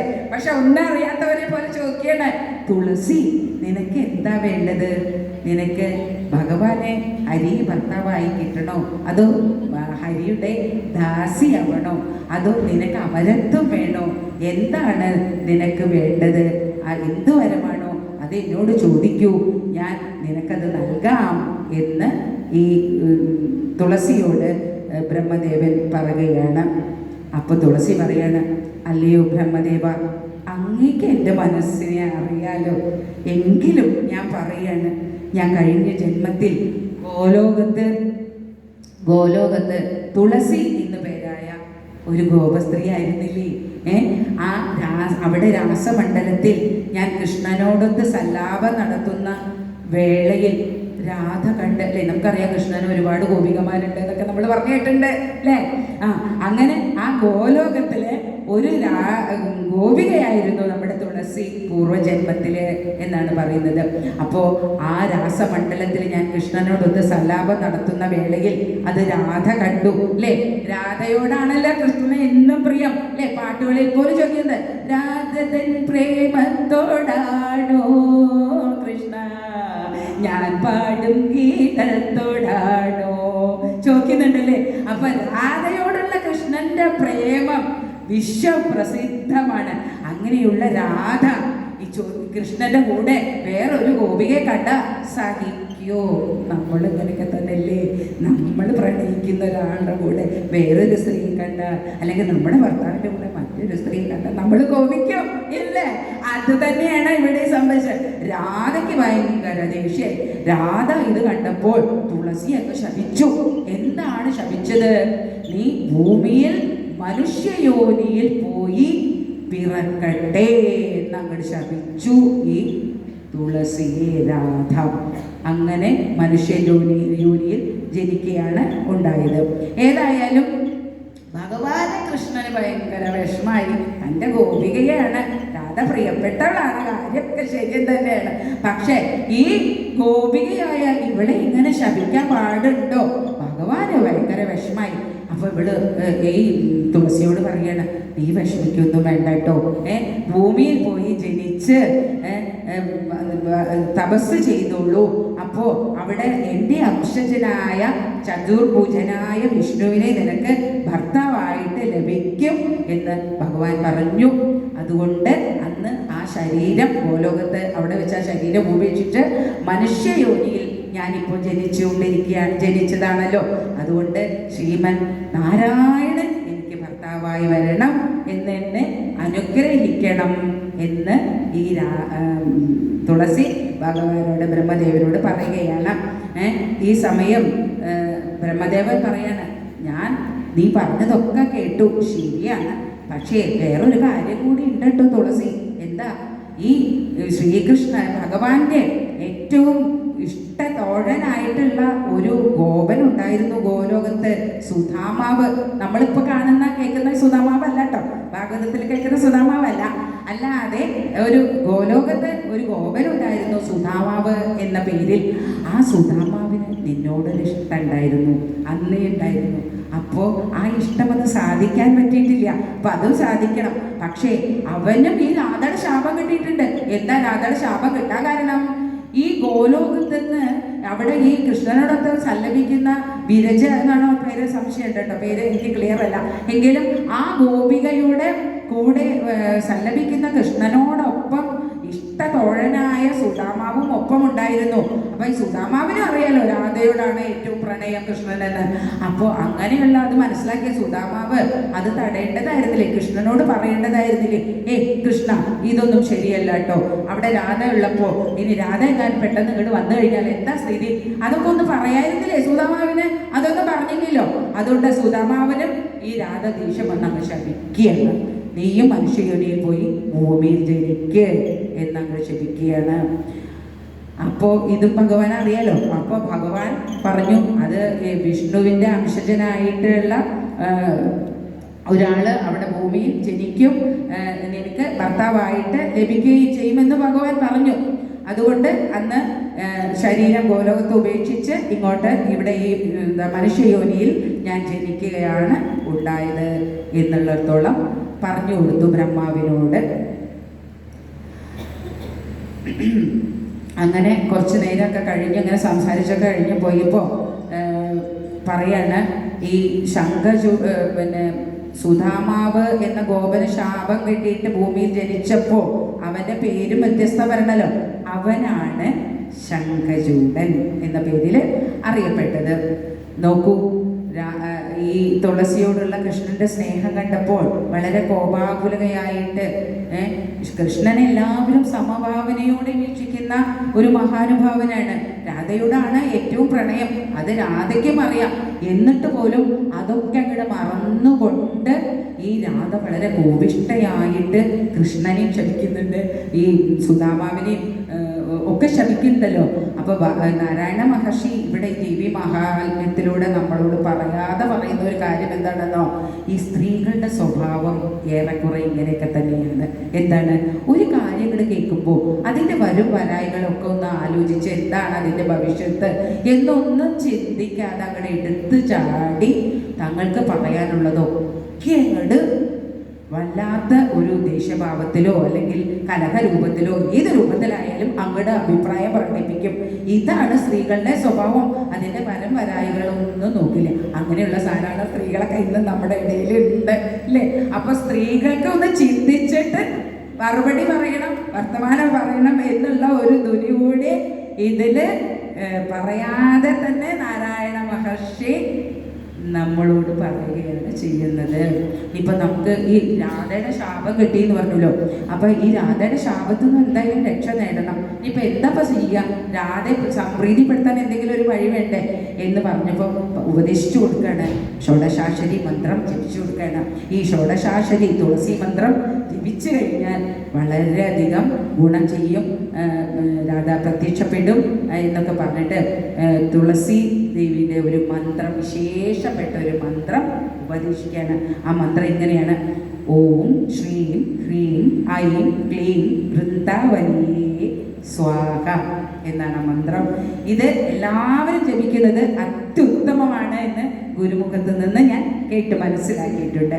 ഏതായാലും ഈ ശംഖചൂഡൻ ആദ്യം തന്നെ നിന്നെ വിവാഹം ചെയ്യും. അതിനുശേഷം ഭഗവാന്റെ അനുഗ്രഹത്താൽ ഭഗവാൻ തന്നെ നിനക്ക് ഭർത്താവായി മാറും. പിന്നീട് ഒരു ശാപം നിമിത്തം നീ പാവനയായ തുളസി ചെടിയായി മാറും എന്നുള്ള വിവരങ്ങളൊക്കെ ഇവളെ ധരിപ്പിച്ചുകൊണ്ട് പറയുകയാണ്. എന്താ പറയുന്നത്? നീ പുഷ്പങ്ങളിൽ വെച്ച് എനിക്ക് ഏറ്റവും ഇഷ്ടപ്പെട്ട പുഷ്പമായി മാറും, വിഷ്ണുവിന് ഏറ്റവും പ്രിയമായി മാറുമെന്ന് മാത്രമല്ല, നിന്നെ കൂടാതെയുള്ള പൂജ എല്ലാം തന്നെ വ്യർത്ഥമായി വരും. വൃന്ദാവനത്തില് നീ അറിയപ്പെടുന്ന പേര് വൃന്ദാവിനി എന്നായിരിക്കും. ഇതുകൂടാതെ നിനക്ക് അഷ്ടകജപം എന്ന ഒരു പേരിലും 3 ലോകങ്ങളിൽ നീ അറിയപ്പെടും. ഏതാണ് ഈ അഷ്ടക നാമങ്ങളെ തുളസിക്ക് എന്നൊന്ന് നമുക്ക് ചിന്തിച്ചു നോക്കാം. എന്താണ്? 1 വൃന്ദ, 2 വൃന്ദാവനി, 3 വിശ്വപൂജിത, 4 വിശ്വപാവനി, 5 നന്ദിനി, 6 പുഷ്പസാര, 7 കൃഷ്ണജീവനി, 8 തുളസി. ഇത്തരത്തില് 8 നാമങ്ങളിലും നീ വിശ്വപ്രഖ്യാതയാകും, വിശ്വകീർത്തി നേടും തുളസി എന്നൊക്കെ ഇങ്ങനെ അനുഗ്രഹിച്ചു. നിന്റെ ഇലകളെ കൊണ്ട് ഗോപികമാരും മറ്റുള്ളവരും എല്ലാം എന്നെ പൂജിക്കും. ചുരുക്കം പറഞ്ഞാൽ ആവാതെ ചൂടം നീ എന്നിൽ അലങ്കരിക്കും. അതായത് നാം എന്നും ഒന്നിച്ചു വസിക്കും എന്നുള്ള ഈ വിവരണങ്ങളൊക്കെ ബ്രഹ്മദേവൻ അവർക്ക് ഈ തുളസിയെ അറിയിക്കുകയാണ്. ഇത് തുളസി കേട്ടൊക്കെ തുളസി സന്തോഷവതിയൊക്കെ ആയി എങ്കിലും ഒരു കാര്യം ബ്രഹ്മദേവനോട് ഉണർത്തിക്കുകയാണ്. ബ്രഹ്മദേവ, കഴിഞ്ഞ ജന്മത്തിൽ ചതുർഭുജനായ ഗോവിന്ദൻ എന്നോട് പറഞ്ഞ കാര്യമാണ്, ആ കാര്യമാണ് ഞാൻ ഇപ്പോൾ ഉണർത്തിക്കുന്നത് ബ്രഹ്മദേവനോട്. എന്താണ്? ഗോവിന്ദൻ എന്നെ വിവാഹം കഴിക്കും എന്ന് പറഞ്ഞിട്ടുണ്ടല്ലോ. പക്ഷേ എനിക്ക് ചതുർഭുജനായ ഗോവിന്ദനെ വേണ്ട. പിന്നെയോ 2 കൈകളുള്ള കായാമ്പൂ വർണ്ണനായ സുന്ദരനായ ശ്രീകൃഷ്ണ മതി എന്നാണ് പറയുന്നത്. അതിസുന്ദരനായ കളേബരനായ ആ സുന്ദര കളേബരനായ ശ്രീകൃഷ്ണൻ എനിക്ക് ഭർത്താവായി നൽകാൻ വരുവാൻ അനുഗ്രഹിക്കണം എന്നുകൂടി വളരെ വിനയാന്യതയായി ലജ്ജാവതിയായിക്കൊണ്ട് നമ്മുടെ ബ്രഹ്മദേവനോട് ഉണർത്തിക്കുകയാണ് തുളസി. അപ്പോൾ ബ്രഹ്മദേവൻ പറയാണ്, ആയിക്കോട്ടെ, നിന്റെ ഇംഗിതം എന്താണെന്ന് വെച്ചാൽ അത് നടക്കട്ടെ. അതിന് ഞാൻ നിനക്ക് ചില മന്ത്രങ്ങളൊക്കെ ഉണ്ട് പറഞ്ഞു തരാം. എന്ന് പറഞ്ഞ് കുറെ കവചങ്ങളും സ്തോത്രങ്ങളും പൂജാവിധികളും പുരസ്ചരണ വിധികളും ഒക്കെ ഉപദേശിച്ച് അനുഗ്രഹിച്ച് അദ്ദേഹം അപ്രത്യക്ഷനാവുകയാണ്. ഇവിടെ നാരായണ മഹർഷി ഒരു കാര്യം കൂടി പറഞ്ഞു വെക്കുന്നുണ്ട്. എന്താണ്? ഒരുപാട് യാതനകളും കഷ്ടതകളും അനുഭവിച്ച ശേഷമാണ് നമുക്ക് ഒരു സുഖപ്രാപ്തി കൈവരുന്നത്, അല്ലേ? നോക്കൂ, പഞ്ചാഗ്നി നടുവിലും കോരിത്തരിക്കുന്ന തണുപ്പിൽ ജലത്തിലും വായു ഭക്ഷിക്കാതെ, വായു മാത്രം ഭക്ഷിച്ച്, ഫലങ്ങൾ ഭക്ഷിച്ച്, ഒന്നും ഭക്ഷിക്കാതെ വളരെ കഠിന തപസ് എന്തായിരിക്കും അപ്പോഴൊക്കെ അനുഭവിച്ച ആ വേദ, അല്ലേ? അത്രത്തോളം വേദന അനുഭവിച്ചിട്ടാണ് ഇപ്പൊ ഇനി എന്താ നേടാൻ പോണത്? ഭഗവാൻ കൃഷ്ണനെയാണ് ഭർത്താവായി കിട്ടാൻ പോകുന്നത്, ഹരിയെയാണ് ഭർത്താവായി കിട്ടാൻ പോകുന്നത്. അപ്പോൾ അവിടെ സുഖാനുഭവമാണ് വരിക, അല്ലേ? അപ്പോൾ ഇതൊക്കെ പറഞ്ഞു കേട്ടപ്പോൾ ആ സുഖാനുഭവം വരുന്നതിൻ്റെ ആ ഒരു എന്താ പറയുക, ആ ഒരു സന്തോഷത്താൽ വളരെ സുഖമായിട്ട് അന്ന് രാത്രി ഈ തുളസി മല കിടന്നുറങ്ങി എന്ന് പറയുന്നുണ്ട്. നമ്മളൊക്കെ തന്നെ അങ്ങനെയാണല്ലേ? ഒരു കഷ്ടം വരുമ്പോൾ എത്രത്തോളം കഷ്ടങ്ങളല്ലേ. ഇപ്പം നമ്മുടെ കാലിൽ ഒരു ചെറിയ മുറിവ് പറ്റിയെന്ന് വിചാരിക്കും. ആ മുറിവ് നമ്മൾ ഡോക്ടറെ കൊണ്ടേ കാണിച്ചു കഴിഞ്ഞാൽ അതിൽ സ്പിരിറ്റും ഡെറ്റോളും ഒക്കെ ഒഴിച്ച് കഴുകി വൃത്തിയാക്കുമ്പോൾ ഉണ്ടാകുന്ന ഒരു നീറ്റല്, അല്ലേ? ആ നീറ്റലിൻ്റെ വേദന പറഞ്ഞറിയിക്കാൻ പറ്റുമോ? അത് അനുഭവിച്ചവർക്കെന്നെ അറിയുള്ളൂ. പക്ഷേ അതങ്ങോട്ട് കഴിഞ്ഞു കഴിഞ്ഞിട്ട് മുറിയൊക്കെ ഉണങ്ങി ഒന്നുമില്ല, സമാധാനമായി നമ്മളിങ്ങനെ ഓടിച്ചാടി നടക്കാൻ തുടങ്ങുമ്പോൾ അനുഭവിക്കുന്ന ആ ഒരു സുഖാനുഭവം ആരെങ്കിലും അപ്പം നീറ്റലിൻ്റെ കാര്യം ഓർക്കുമോ? ഇതുപോലെ തന്നെയാണ് കഷ്ടതകളുടെ കാര്യങ്ങളൊക്കെ ഒരു സുഖം വരുമ്പോൾ നമ്മൾ അങ്ങ് മറക്കും, അല്ലേ? ഇത് മനുഷ്യ സഹജമായിട്ടുള്ള ഒരു കാര്യമാണ്. എങ്ങനെയായാലും ഈ തുളസി ആദ്യമായിട്ട് ഉറങ്ങി എന്ന് പറഞ്ഞാലും ഇത്രയുമായപ്പോൾ സംവാദ രൂപത്തിലാണല്ലോ ദേവി മഹാത്മ്യം പോകുന്നത്. നാരായണ മഹർഷിയോട് ചോദിക്കുകയാണ്, ഇത്ര നേരം തുളസിയുടെ കാര്യമൊക്കെ പറഞ്ഞതൊക്കെ മനസ്സിലായി. അപ്പൊ ഇത് ശംഖുചൂടൻ എന്താണ് ചെയ്തത്? ജന്മം എടുത്തിട്ടുണ്ടെന്ന് അങ്ങ് പറയണ്ടല്ലോ, എന്നാ അതൊന്ന് പറഞ്ഞു തരൂ എന്ന് പറയുകയല്ല. അപ്പോൾ ഈ ഞാൻ പറയുന്നത് ഇവിടെ നിങ്ങൾ ശ്രദ്ധിച്ചിരുന്ന് നിങ്ങൾ കേൾക്കുമ്പോൾ, നിന്നെ പ്രോത്സാഹിക്കുമ്പോൾ, അനുകരിക്കുമ്പോഴേ എന്തൊരു സന്തോഷം അറിയും. അപ്പൊ എനിക്ക് കൂടുതൽ പറയാൻ തോന്നും, അല്ലേ? ശ്രോതാക്കൾ ഉത്സാഹഭരിതരായിരുന്നെങ്കിൽ മാത്രമേ നമുക്ക് ആ പറഞ്ഞു കൊടുക്കുന്നവർക്ക് ഒരു ഉത്സാഹം ഉണ്ടാവുള്ളൂ. അതുപോലെ തന്നെ നമ്മുടെ ഈ നാരായണ മഹർഷിക്ക് നാരദ മഹർഷിയുടെ ചോദ്യങ്ങൾ അങ്ങോട്ട് കേട്ടപ്പോൾ വളരെ ഉത്സാഹഭരിതനായിക്കൊണ്ട് പറയുകയാണ്, ഈ ജനിച്ച ശേഷം ബ്രഹ്മദേവനിൽ നിന്നും ഒരു യോഗിയിൽ നിന്നും ആദ്യം ഈ ശംഖചൂടൻ ഒരു യോഗിയിൽ നിന്നും കുറെ മന്ത്രോപദേശമൊക്കെ നേടി പുഷ്കരത്തിൽ ചെന്ന് തപസ് ആരംഭിച്ചു. അങ്ങനെ ബ്രഹ്മദേവനെ പ്രത്യക്ഷപ്പെടുത്തി ബ്രഹ്മദേവനിൽ നിന്ന് കുറേയേറെ വരങ്ങളൊക്കെ നേടി പുഷ്കരത്തിൽ തപസ് അവസാനിപ്പിച്ച് ബദര്യാശ്രമത്തിലേക്ക് പോകണം എന്ന് നമ്മുടെ ബ്രഹ്മദേവൻ ഈ ശംഖചൂടനെ ഉപദേശിക്കുകയാണ്. അപ്പൊ ഈ ശംഖചൂടൻ എങ്ങനെയുള്ള ആളാണെന്നൊക്കെ ഈ ദേവി ഭാഗത്തിൽ വളരെ വിശേഷമായി വർണ്ണിക്കുന്നുണ്ട് കേട്ടോ. എന്താണ്? വളരെ സുന്ദരനാണ്, നവയുവ സമ്പന്നനാണ്, കാമദേവന് തുല്യനാണ്, ചെമ്പകപ്പൂ നിറമാണ്, രത്നാഭരണ വിഭൂഷിതനാണ് എന്നൊക്കെയാണ് ആ സൗന്ദര്യത്തെ വർണ്ണിച്ചിട്ടുള്ളത്. അങ്ങനെ ഈ സുന്ദരനായ ശംഖുചൂടൻ ബദര്യാശ്രമത്തിലെത്തി. അവിടെ എത്തിയപ്പോ എന്താ സ്ഥിതി? അവിടെ വേറൊരാളെ ഇരിക്കണ്ടല്ലേ? നമ്മൾ നേരത്തെ കണ്ടില്ലേ? അഭൗമ സൗന്ദര്യവതിയായ തുളസി ബദര്യാശ്രമത്തിലുണ്ട്. അവിടെ ചെന്ന് ഇവർ രണ്ടുപേരും അങ്ങോട്ട് കണ്ടുമുട്ടി. ശംഖചൂടൻ തുളസി കണ്ടുമുട്ടി. ആ പ്രഥമ ദൃഷ്ടിയിൽ തന്നെ അവർ അനുരാഗബദ്ധരായി എന്നാ പറയുന്നത്. കണ്ണും കണ്ണും തമ്മിൽ തമ്മിൽ എന്നൊക്കെ പറഞ്ഞിട്ടൊരു പാട്ടുണ്ട്, അല്ലേ? പ്രണയബദ്ധര അവരെ കാണുമ്പോൾ അങ്ങനെ വളരെ മനോഹരമായിട്ട് ഇവരിങ്ങനെ നോക്കി ഇങ്ങനെ നിന്ന് പ്രണയബദ്ധരായി, പ്രണയവിവശയായി നമ്മുടെ തുളസി. അതുപോലെ തന്നെ ശംഖചൂടനും. എന്നാൽ ആദ്യമായിട്ട് കാണുകയാണ് രണ്ടുപേരും, അല്ലേ? അപ്പോൾ പെട്ടെന്ന് അങ്ങോട്ട് ചെന്നിട്ട് എനിക്ക് ഇഷ്ടമായിട്ടോ നിങ്ങളെ, ഞാൻ നിങ്ങളെ കല്യാണം കഴിക്കാൻ ഇഷ്ടപ്പെടുന്നു ആരെങ്കിലും പറയൂ? ഏതെങ്കിലും സ്ത്രീകൾ പറയോ? ആരും പറയില്ല, അല്ലേ? പ്രത്യേകിച്ച് സ്ത്രീകൾ എന്ത് തോന്നും? ഒരു പുരുഷനോട് ഇഷ്ടം എന്ന് പറഞ്ഞാൽ അത് മനസ്സിൽ ഒളിപ്പിച്ച് സൂത്രത്തിൽ കണ്ണ് കലാശ കൈയൊക്കെ കാട്ടി ആ ഇഷ്ടത്തെ ഒന്ന് അങ്ങോട്ട് അറിയിക്കും അല്ലേ? അങ്ങനെയല്ലേ സ്ത്രീകളായ നമ്മളൊക്കെ തന്നെ? ഇല്ല എന്ന് പറഞ്ഞാൽ കളവാണ് കിട്ടും അല്ലേ? എല്ലാവരും അങ്ങനെയാണെന്നൊന്നും അല്ല കേട്ടോ. ദേവി ഒന്ന് പ്രഭാഷണം നടത്തുമ്പോൾ സ്ത്രീകളൊക്കെ കണ്ണു കാണിച്ചു, ആൾക്കാരെ ഇങ്ങനെ വിശദീകരിക്കുന്നൊക്കെ പറഞ്ഞു. അതൊന്നും നിങ്ങൾ പറയരുതട്ടോ നാളെ. അപ്പൊ അതല്ല. അപ്പൊ അങ്ങനെ ഇഷ്ടം തോന്നിയപ്പോൾ ആ ഇഷ്ടം പ്രകടിപ്പിക്കാനായിട്ട് ഇങ്ങനെ നോക്കി നിന്ന് ഇവരെ കുശല പ്രശ്നം ഒക്കെ ചോദിക്കാൻ എവിടുന്നപ്പോൾ തുടങ്ങേണ്ടത്. അപ്പൊ ശംഖചൂടൻ ചോദിച്ചു, ഭഗവതി ആരാണ്, എനിക്ക് മനസ്സിലാക്കാൻ താല്പര്യമുണ്ട് എന്നൊക്കെ ഇങ്ങനെ പറഞ്ഞപ്പോൾ ഞാൻ ഇങ്ങനെ ധർമ്മധ്വജന്റെയും മാധവിയുടെയും പുത്രിയാണ്, ഞാനിങ്ങനെ ഇവിടെ ബദരാശ്രമത്തിൽ തപസ്സിന് വന്നിരിക്കുകയാണ് എന്നുള്ള കാര്യങ്ങളൊക്കെ പറഞ്ഞു. അപ്പോൾ വൃഷധ്വജനും തൻ്റെ കാര്യങ്ങളൊക്കെ വിശദമായിട്ട് അങ്ങനെ പറഞ്ഞു, പൂർവ്വജന്മ വൃത്താന്തങ്ങളും ഒക്കെ അങ്ങനെ ഓരോന്നൊക്കെ അങ്ങനെ അവർ പലതരം കുശല പ്രശ്നം. എത്ര നേരം സംസാരിച്ചിട്ടും ഇവർക്കൊരു തീരുമാനം എടുക്കാൻ പറ്റില്ല. എന്നാൽ ഉള്ളിൻ്റെ ഉള്ളിൽ രണ്ടുപേർക്ക് ആഗ്രഹമുണ്ട്, ഒന്നിച്ച് ജീവിക്കണം എന്നൊക്കെ ആഗ്രഹം രണ്ടുപേർക്കും ഉണ്ട്. എന്താ ഇങ്ങനെ ചെയ്യാനിപ്പോ എന്ന് പറഞ്ഞിട്ട് ഒരു തീരുമാനം. ആരാദ്യം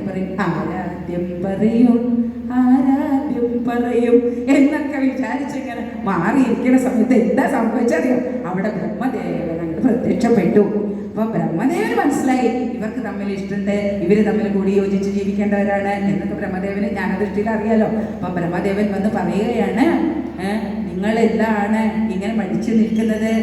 സ്ത്രീരത്നങ്ങളിൽ മാണിക്യമാണ്, മുത്താണ്, അത്രയ്ക്ക് സൗന്ദര്യവതിയാണ്, സുശീലയാണ്, ഇനിയൊന്നും പറയാൻ ബാക്കിയില്ല, തുളസിയെ കൊണ്ട് വർണ്ണിക്കാൻ. അങ്ങനെയുള്ള കാര്യങ്ങളൊക്കെ ബ്രഹ്മദേവൻ ശംഖചൂടനെ തെറ്റിച്ചു. ശംഖചൂടനെ കുറിച്ച് തുളസിയോട് വളരെ കേമമായിട്ട്, ഇത് പുരുഷന്മാരിൽ വെച്ച് ഏറ്റവും ശ്രേഷ്ഠനാണ്, വളരെയധികം യോദ്ധാവാണ്, സൗന്ദര്യവാനാണ്, എല്ലാ ഗുണഗണങ്ങളുമുള്ള പുരുഷനാണ്, നിങ്ങൾ ഒരുമിച്ച് ജീവിക്കേണ്ടവരാണ്, നിങ്ങൾ ഒരുമിച്ച് ജീവിക്കൂ എന്ന് അങ്ങനെ പറയാണ് ബ്രഹ്മദേവൻ. അപ്പോൾ ഇനി എങ്ങനെ വിവാഹം? ഗാന്ധർവ വിധി പ്രകാരം നിങ്ങൾ വിവാഹിതരായി സുഖസമൃദ്ധിയായിട്ട് ജീവിക്കണം എന്നങ്ങനെ പറഞ്ഞുകൊണ്ട് ബ്രഹ്മദേവൻ അപ്രത്യക്ഷനാവുകയാണ്.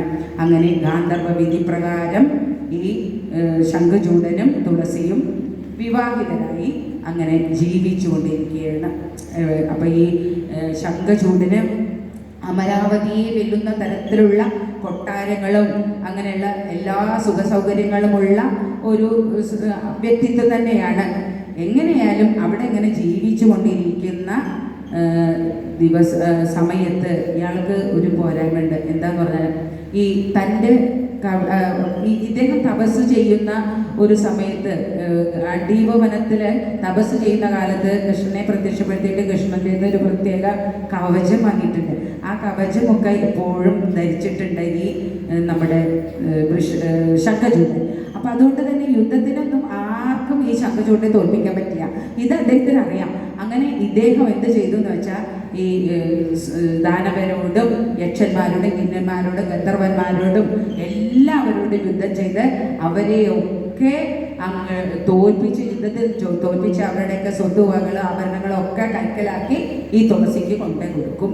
അങ്ങനെ ഈ തുളസി ആ ആഭരണങ്ങളൊക്കെ അണിഞ്ഞ് സർവാഭരണ വിഭൂഷിതയായി അമരാവതിയെ വെല്ലുന്ന ആ കൊട്ടാരത്തിൽ തിളങ്ങി വിളങ്ങി അങ്ങനെ ജീവിക്കും. കുറേ കാലം ഈ ശംഖചൂടൻ്റെ ഈ ആക്രമം കണ്ട് ഈ ദേവന്മാരും ദാനവന്മാരും യക്ഷന്മാരും കിന്നരന്മാരും എല്ലാവരും വളരെ മുത്തി ഇങ്ങനെ ജീവിച്ചു പോവുകയാണ്. സങ്കടം സഹിക്കാൻ വയ്യാതായപ്പോൾ അവർ തീരുമാനിച്ചു ഇതിനൊരു അറുതി വരുത്തിയേ പറ്റൂ, ഇനിയിപ്പോൾ എന്ത് ചെയ്യണം എന്നെല്ലാവരും കൂടി തീരുമാനമെടുത്തപ്പോൾ നേരെ ബ്രഹ്മദേവൻ്റെ അടുത്ത് ചെന്ന് സങ്കടം ഉണർത്തിച്ചു. അല്ലേ, എല്ലാ ദുഃഖങ്ങളും വരുമ്പോൾ പറയാനുള്ള ഒരു ആശ്രയമായ ആ പിതാമകനാണ് ബ്രഹ്മദേവനാണ്. അവിടെ നേരിട്ട് ചെന്ന് സങ്കടം ഉണർത്തിച്ചു. അപ്പോൾ ബ്രഹ്മദേവ പറയാണ്, അയ്യോ, ശംഖചൂടനെ നേരിടാനുള്ള ശക്തി ഒന്നും എനിക്കില്ല എന്നാണ് ആ സൃഷ്ടികർത്താവ് പറയുന്നത്. നമുക്കൊരു കാര്യം ചെയ്യാം, എല്ലാവർക്കും കൂടി മഹാദേവന്റെ അടുക്കലേക്ക് പോയിട്ട് മഹാദേവനോട് പറയാം. കാരണം സംഹാരമൂർത്തി എന്ന് എപ്പോഴും അറിയപ്പെടുന്നത് മഹാദേവനാണല്ലോ. ഏതായാലും ശംഖചൂടനെ വധിക്കാതെ നമുക്ക് പറ്റില്ല. ഒരു സമാധാനം സന്തോഷമൊക്കെ വേണ്ടേ ജീവിതത്തിന്? മഹാദേവന്റെ കൈലാസത്തിലേക്ക് പോകാം എന്ന് പറഞ്ഞുകൊണ്ട് ഇവരെല്ലാവരും കൂടി മഹാദേവന്റെ ആ കൈലാസത്തിലേക്ക് അങ്ങ് എത്തിച്ചേരുകയാണ്. അപ്പോ മഹാദേവൻ എന്താ പറയുന്നത്? മഹാദേവൻ പറയാണ്, ശംഖചൂഡനെ വധിക്കാൻ എനിക്ക് ശക്തി പോരാ. കാരണം മഹാവിഷ്ണു കണിഞ്ഞ് അനുഗ്രഹിച്ചു കൊടുത്തിട്ടുള്ള ഒരു കവചം അദ്ദേഹം അണിഞ്ഞിട്ടുണ്ട്. അതുകൊണ്ട് ഒരിക്കലും ഈ ശംഖചൂഡനെ തോൽപ്പിക്കുക എന്നുള്ളത് അത്ര എളുപ്പമുള്ള കാര്യമല്ല. മഹാവിഷ്ണു തന്നെ അതിന് മുൻകൈ എടുക്കണം. നമുക്ക് ഏതായാലും വൈകുണ്ഠത്തിലേക്ക് പോകാം എന്ന് പറഞ്ഞ് ബ്രഹ്മദേവനും മറ്റേ മഹാദേവനും എല്ലാവരും യക്ഷഗന്ധർവ കിന്നരന്മാരെല്ലാവരും കൂടി ഈ വൈകുണ്ഠത്തിൽ അങ്ങനെ എത്തുകയാണ്. വൈകുണ്ഠത്തിലെത്തി മഹാവിഷ്ണുവിനോട് പറയാണ്, പ്രഭു അങ്ങ് കാണുന്നില്ലേ ഞങ്ങളുടെ സങ്കടം? ഈ ശംഖചൂഡന്റെ യുദ്ധം കാരണം ഞങ്ങളൊക്കെ വല്ലാതെ പൊറുതി പൊട്ടിയിരിക്കുകയാണ്.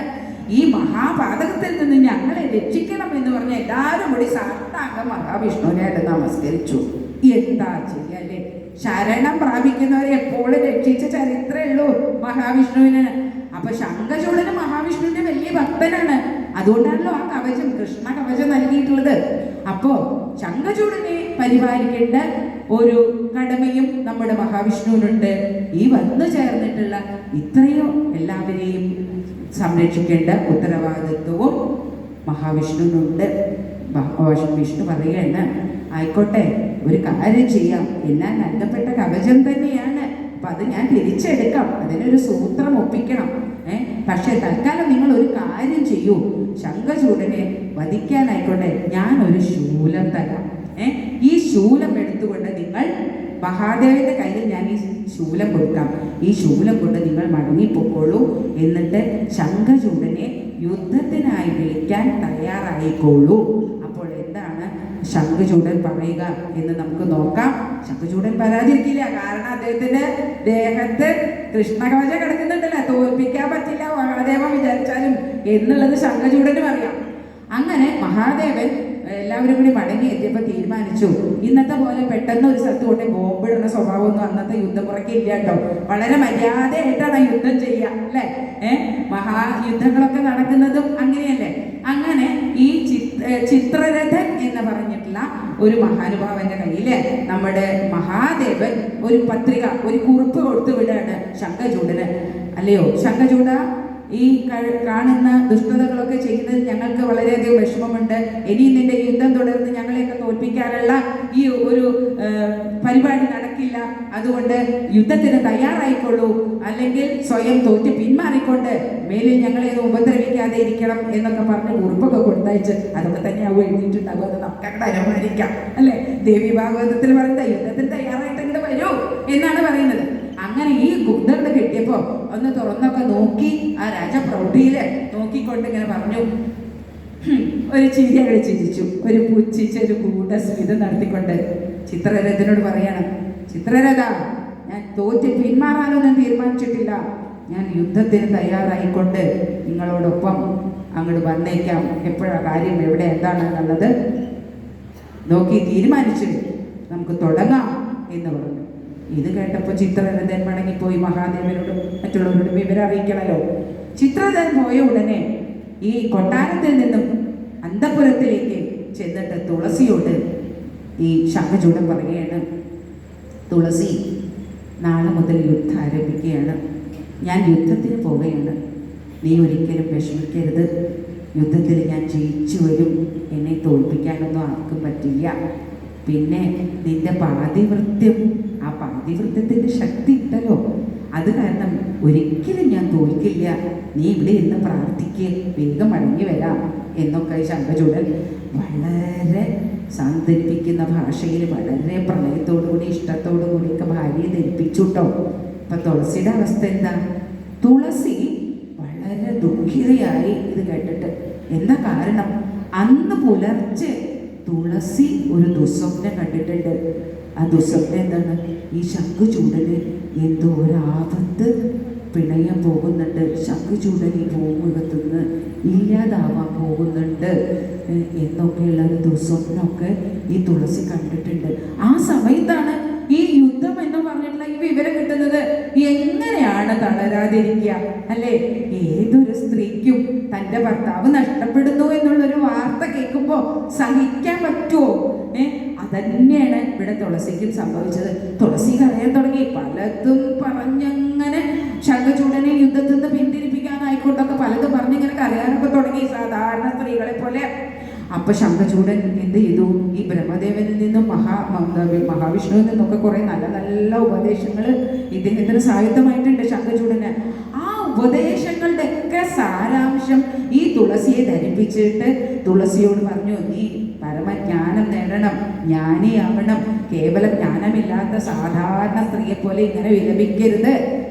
അതുകൊണ്ട് പൂർവ്വജന്മ വൃത്താന്തമൊക്കെ നീ ഒന്ന് ഓർക്ക് തുളസി എന്നൊക്കെ പറഞ്ഞതൊക്കെ ഈ തത്വോപദേശങ്ങളും സാരോപദേശങ്ങളൊക്കെ കൊടുത്തപ്പോ തുളസി വളരെ ശാന്തയായി പരമജ്ഞാനം നേടി അങ്ങനെ ഈ യുദ്ധത്തിന് ശംഖചൂഡനെ പറഞ്ഞിരിക്കുകയാണ് ചെയ്യുന്നത്. അപ്പോൾ ഈ മഹാദേവൻ യുദ്ധത്തിന് പോകുമ്പോൾ മഹാദേവൻ ഒറ്റയ്ക്കൊന്നല്ല കേട്ടോ യുദ്ധത്തിന് പോകുന്നത്, അതിൽ കുറേ പേര് പോകുന്നുണ്ട്. യുദ്ധസന്നാഹത്തോടു കൂടി തന്നെയാണ് പോകുന്നത്. ആരൊക്കെ അനുഗമിക്കുന്നത് എന്ന് പറയുന്നുണ്ട് ദേവീഭാവത്തില്. അശ്വിനി ദേവന്മാരുണ്ട്, ബാലിഭദ്രനുണ്ട്, വിശ്വകർമാവുണ്ട്, കുബേരനുണ്ട്, വായുണ്ട്, വരുണനുണ്ട്, ഭദ്രകാളിയുണ്ട്, സുബ്രഹ്മണ്യനുണ്ട്. അങ്ങനെ നിരവധി ആൾക്കാർ ഇങ്ങനെ അദ്ദേഹത്തെ അനുഗമിച്ചിട്ടുണ്ട് ഈ യുദ്ധത്തിന്. അങ്ങനെ കുറേ ദിവസം ഈ യുദ്ധം അങ്ങോട്ട് തുടങ്ങിയിട്ട് ഒരു തരത്തിലും ഈ ശംഖചൂഡനെ ഒരു മുറിവ് പോലും ഏൽപ്പിക്കാൻ ഇവർക്കാർക്കും സാധിച്ചില്ല. ഭദ്രകാളി വളരെ തൻ്റെ പാശുപതാസ്ത്രവും എന്തൊക്കെ കയ്യിലുള്ള അസ്ത്രങ്ങൾ ഒക്കെ ഈ ഭദ്രകാളി ഈ ശംഖചൂഡന്റെ നേരെ പ്രയോഗിച്ചു. ഭദ്രകാളി മാത്രമല്ല എല്ലാവരും. ഭദ്രകാളി പ്രത്യേകിച്ചും അങ്ങനെ ശംഖചൂഡനെതിരെ ഈ അസ്ത്രങ്ങൾ പ്രയോഗിപ്പിച്ചോ എന്താ ഈ ശംഖചൂഡൻ ചെയ്യുക? അങ്ങ് നമസ്കരിക്കും, എന്നിട്ട് ആ അസ്ത്രങ്ങളൊക്കെ അങ്ങ് തടഞ്ഞു നിർത്തും. തിരിച്ചൊരൊറ്റ അസ്ത്രം അങ്ങോട്ട് തിരിച്ചില്ല. അങ്ങനെ ആയപ്പോ ഭദ്രകാളിക്കും വിഷമായി. അങ്ങനെ ഭദ്രകാളി മഹാദേവനോട് വന്ന് പറയുകയാണ് അല്ലേ. ഇപ്പൊ നമുക്കറിയാം ഏതൊരു യുദ്ധത്തിലും ആദ്യം ഭടന്മാരാണ് ഇറങ്ങി പുറപ്പെട്ട് യുദ്ധം ചെയ്യുക. ഒരിക്കലും മുഖ്യ സൈന്യാധിപൻ ആദ്യം ഇറങ്ങി യുദ്ധം ചെയ്യില്ല. അദ്ദേഹം അവിടെ ഇങ്ങനെ നോക്കി എല്ലാം വീക്ഷിച്ച് നിർദ്ദേശങ്ങളൊക്കെ കൊടുത്തിട്ട് മാറി നിൽക്കും. പിന്നെ പറ്റാത്ത ഒരു അത്ര അത്യാവശ്യമായ ഘട്ടത്തിൽ അങ്ങോട്ട് ഇറങ്ങിയിട്ട് അങ്ങോട്ട് യുദ്ധം ചെയ്തു അല്ലേ. മുഖ്യ സൈന്യാധിപൻ അങ്ങനെയല്ലേ. അതേപോലെ തന്നെ ഇങ്ങനെ മാറി നിന്നിരുന്ന മഹാദേവൻ എന്ത് ചെയ്തു? ഈ യുദ്ധത്തിന് അങ്ങോട്ട് പുറപ്പെട്ടു. താൻ യുദ്ധം ചെയ്യാൻ തുടങ്ങി. ഒരുപാട് വർഷങ്ങൾ ഇങ്ങനെ യുദ്ധം ചെയ്തിട്ടും ഈ ശംഖചൂഡനെ തോൽപ്പിക്കാൻ പറ്റണില്ല. എന്ത് ചെയ്യും? ശംഖചൂഡൻ തോൽക്കുന്നില്ല, മഹാദേവനും തോൽക്കുന്നില്ല. രണ്ടുപേരും വളരെ വിഷമിച്ചു ഇങ്ങനെ മാറിയിരുന്നപ്പോൾ ബ്രഹ്മജ്ഞാനം കൊണ്ട് ഉൾജ്ഞാനം കൊണ്ട് നമ്മുടെ മഹാവിഷ്ണു ഈ കാര്യം മനസ്സിലാക്കി. മഹാദേവനെ ശംഖചൂഡനെ വധിക്കണമെങ്കിൽ എന്ത് വേണം? ഇനിയിപ്പോ ഒറ്റ രക്ഷയുള്ളൂ. തൃശ്ശൂലം കയ്യിലുണ്ടായതുകൊണ്ടൊന്നും കാര്യമില്ല. തുളസിയുടെ പാതിവൃത്യം മുടക്കണം. ആ പാതിവൃത്യം മുടക്കാൻ എന്ത് വേണം? നോക്കൂ, വിഷ്ണുവിന്റെ ഒരു കാര്യം നോക്കൂ. ഭഗവാൻ തുളസിക്ക് ഭർത്താവായിട്ട് വരണം എന്ന് നേരത്തെ പറഞ്ഞിട്ടുണ്ടല്ലേ. ചതുർഭുജനായ ഗോവിന്ദനെ വേണ്ട, എനിക്ക് നല്ല സുന്ദര കലേവരന് യുവകോമളനായ സുന്ദരഗാത്രനായ കൃഷ്ണനെ കിട്ടണം എന്നൊക്കെ പറഞ്ഞിട്ട് അത് കിട്ടുന്നുള്ള അനുഗ്രഹം മേടിച്ച് അവിടെ വെച്ചിട്ടുണ്ട് അല്ലേ. അപ്പൊ ആ ശംഖചൂഡനെ വകവരുത്തിയെങ്കിൽ മാത്രമേ പിന്നെ തുളസിയുടെ അടുത്തേക്ക് ഭർത്താവായിട്ട് ചെല്ലാനും പറ്റൂ. അപ്പൊ എന്ത് ചെയ്യണം എന്ന് ആലോചിച്ചപ്പോൾ അവിടെ സൂത്രം പ്രയോഗിച്ച് ഈ മഹാവിഷ്ണു തൻ്റെ രൂപം അങ്ങ് മാറിയിട്ട് ഒരു ബ്രാഹ്മണന്റെ രൂപം ധരിച്ചു. അങ്ങനെ ബ്രാഹ്മണന്റെ രൂപം ധരിച്ച് ആദ്യം ശംഖചൂഡനെ വധിക്കണം അല്ലേ. മഹാദേവൻ തൃശ്ശൂലുമായി യുദ്ധക്കളത്തിലാണല്ലോ. അങ്ങനെ ഈ കവചം കൈക്കലാക്കുക എന്ന ഗൂഢലക്ഷ്യത്തോടു കൂടി തന്നെ ഈ ബ്രാഹ്മണ വേഷം പൂണ്ട നമ്മുടെ മഹാവിഷ്ണു ശംഖചൂഡനോട് ചെന്ന് പറയുകയാണ്, അല്ലയോ ശംഖചൂഡ ധർമ്മിഷ്ഠ, അങ്ങ് വളരെ ധർമ്മിഷ്ഠനാണല്ലോ, മഹാനുഭാവനാണല്ലോ, വളരെ ദാനധർമ്മം ചെയ്യാൻ തൽപരനാണല്ലോ. ഞാൻ അങ്ങയോട് യാചിക്കുകയാണ്, എനിക്ക് ദാനം തരൂ എന്ന് പറയണം. അപ്പോ ശംഖചൂഡനാണെങ്കിൽ ഇത് കേട്ട മാത്രയില് അങ്ങക്ക് ദാനം എന്താണ് വേണ്ടത്? എന്തു തന്നെയായാലും ഞാനങ്ങ് തരാം. പണ്ട് മഹാബലി വാമനരൂപമുള്ള വിഷ്ണുവിനോട് പറഞ്ഞ പോലെ ഒറ്റ ആലോചിക്കേണ്ടത് പറഞ്ഞു ശംഖചൂഡൻ പറഞ്ഞു. അപ്പൊ എനിക്കിപ്പോ ആവശ്യം അങ്ങയുടെ ദേഹത്തുള്ള കൃഷ്ണ കവചമാണ്, അത് മാത്രമേ എനിക്ക് വേണ്ടൂ, അതെനിക്ക് തന്നാലും എന്ന് ഈ ബ്രാഹ്മണൻ മഹാവിഷ്ണുവിനോട് ശംഖചൂഡനോട് പറയുകയാണ്. മഹാവിഷ്ണു ബ്രാഹ്മണ രൂപം കൊണ്ട് ആ ബ്രാഹ്മണൻ പറയുകയാണ്. അങ്ങനെ ശംഖചൂഡനൊട്ട് താമസിയാതെ ഈ കവചങ്ങൾ കൊടുത്തു. പോരെ പൂരം കഴിഞ്ഞില്ലേ കഥ. ശംഖചൂഡന്റെ ശക്തി ക്ഷയിച്ചു എന്ന് നമുക്ക് മനസ്സിലായി അല്ലേ. ഭഗവാനത് നേരത്തെ അറിയാത്ത കൊടുത്തു കഴിഞ്ഞാൽ ശംഖചൂടന്റെ ആ ക്ഷയം സംഭവിക്കുന്ന അറിയാം. അങ്ങനെ ഈ ശംഖചൂടന്റെ കവചം കൈക്കലാക്കി ബ്രാഹ്മണൻ അവിടെ നിന്ന് പോയി. അപ്പോ ഈ യുദ്ധം ഇങ്ങനെ തുടർന്നുകൊണ്ടേയിരിക്കുന്നുണ്ട്. നേരെ എന്ത് ചെയ്തു എന്നറിയോ? ഈ ഭഗവാൻ നേരെ ചെന്നിട്ട് ബ്രാഹ്മണ വേഷമൊക്കെ മാറ്റി വീണ്ടും ബ്രാഹ്മണ വേഷത്തിൽ നിന്ന് മാറിയിട്ട് സാക്ഷാൽ ശംഖചൂടന്റെ രൂപം കൈക്കൊണ്ടു എന്നാണ് പറയുന്നത്. അങ്ങനെ ഈ ശംഖചൂടനെ കൊട്ടാരത്തിലെത്തുകയും അവിടെ തൻ്റെ ശംഖചൂടന്റെ പത്നിയായിട്ടുള്ള തുളസിയെ കണ്ട് ഇങ്ങനെ പറയുകയും ചെയ്തു. അപ്പൊ തുളസിക്ക് വലിയ സന്തോഷമായിട്ടോ. ഈ ഭഗവാൻ ഇങ്ങോട്ട് വന്നിരിക്കുകയല്ലേ, അല്ല ശംഖചൂടൻ തൻ്റെ ഭർത്താവ് മടങ്ങി വന്നിരിക്കുകയല്ലേ.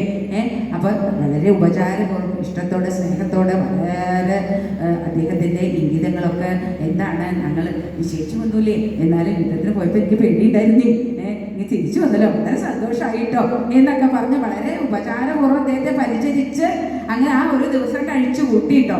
പിറ്റേ ദിവസം ഈ തുളസിക്കൊരു സംശയമുണ്ട്.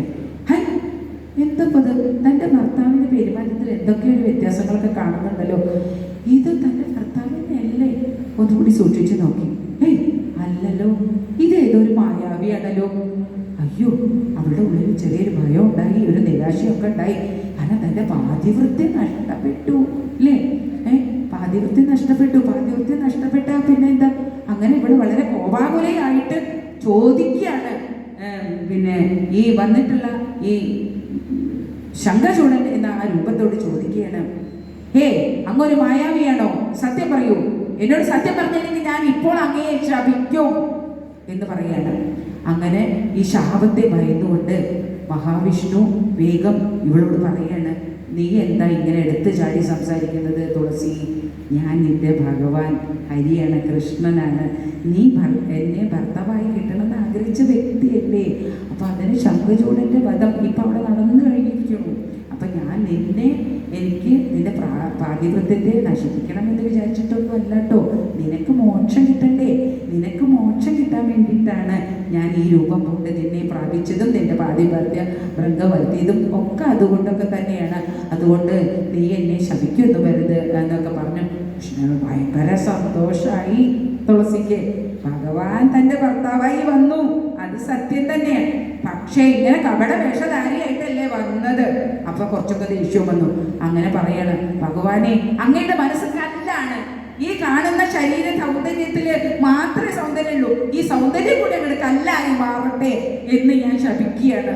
എന്നെ ഇങ്ങനെ ഈ പാതിവൃത്യമൊക്കെ നഷ്ടപ്പെടുത്തി ഇങ്ങനെയൊക്കെ ചെയ്തില്ലേ, അതുകൊണ്ട് ഭഗവാൻ ഇത് അനുഭവിക്കണം എന്ന് നമ്മുടെ തുളസി ശപിക്കുകയാണ്.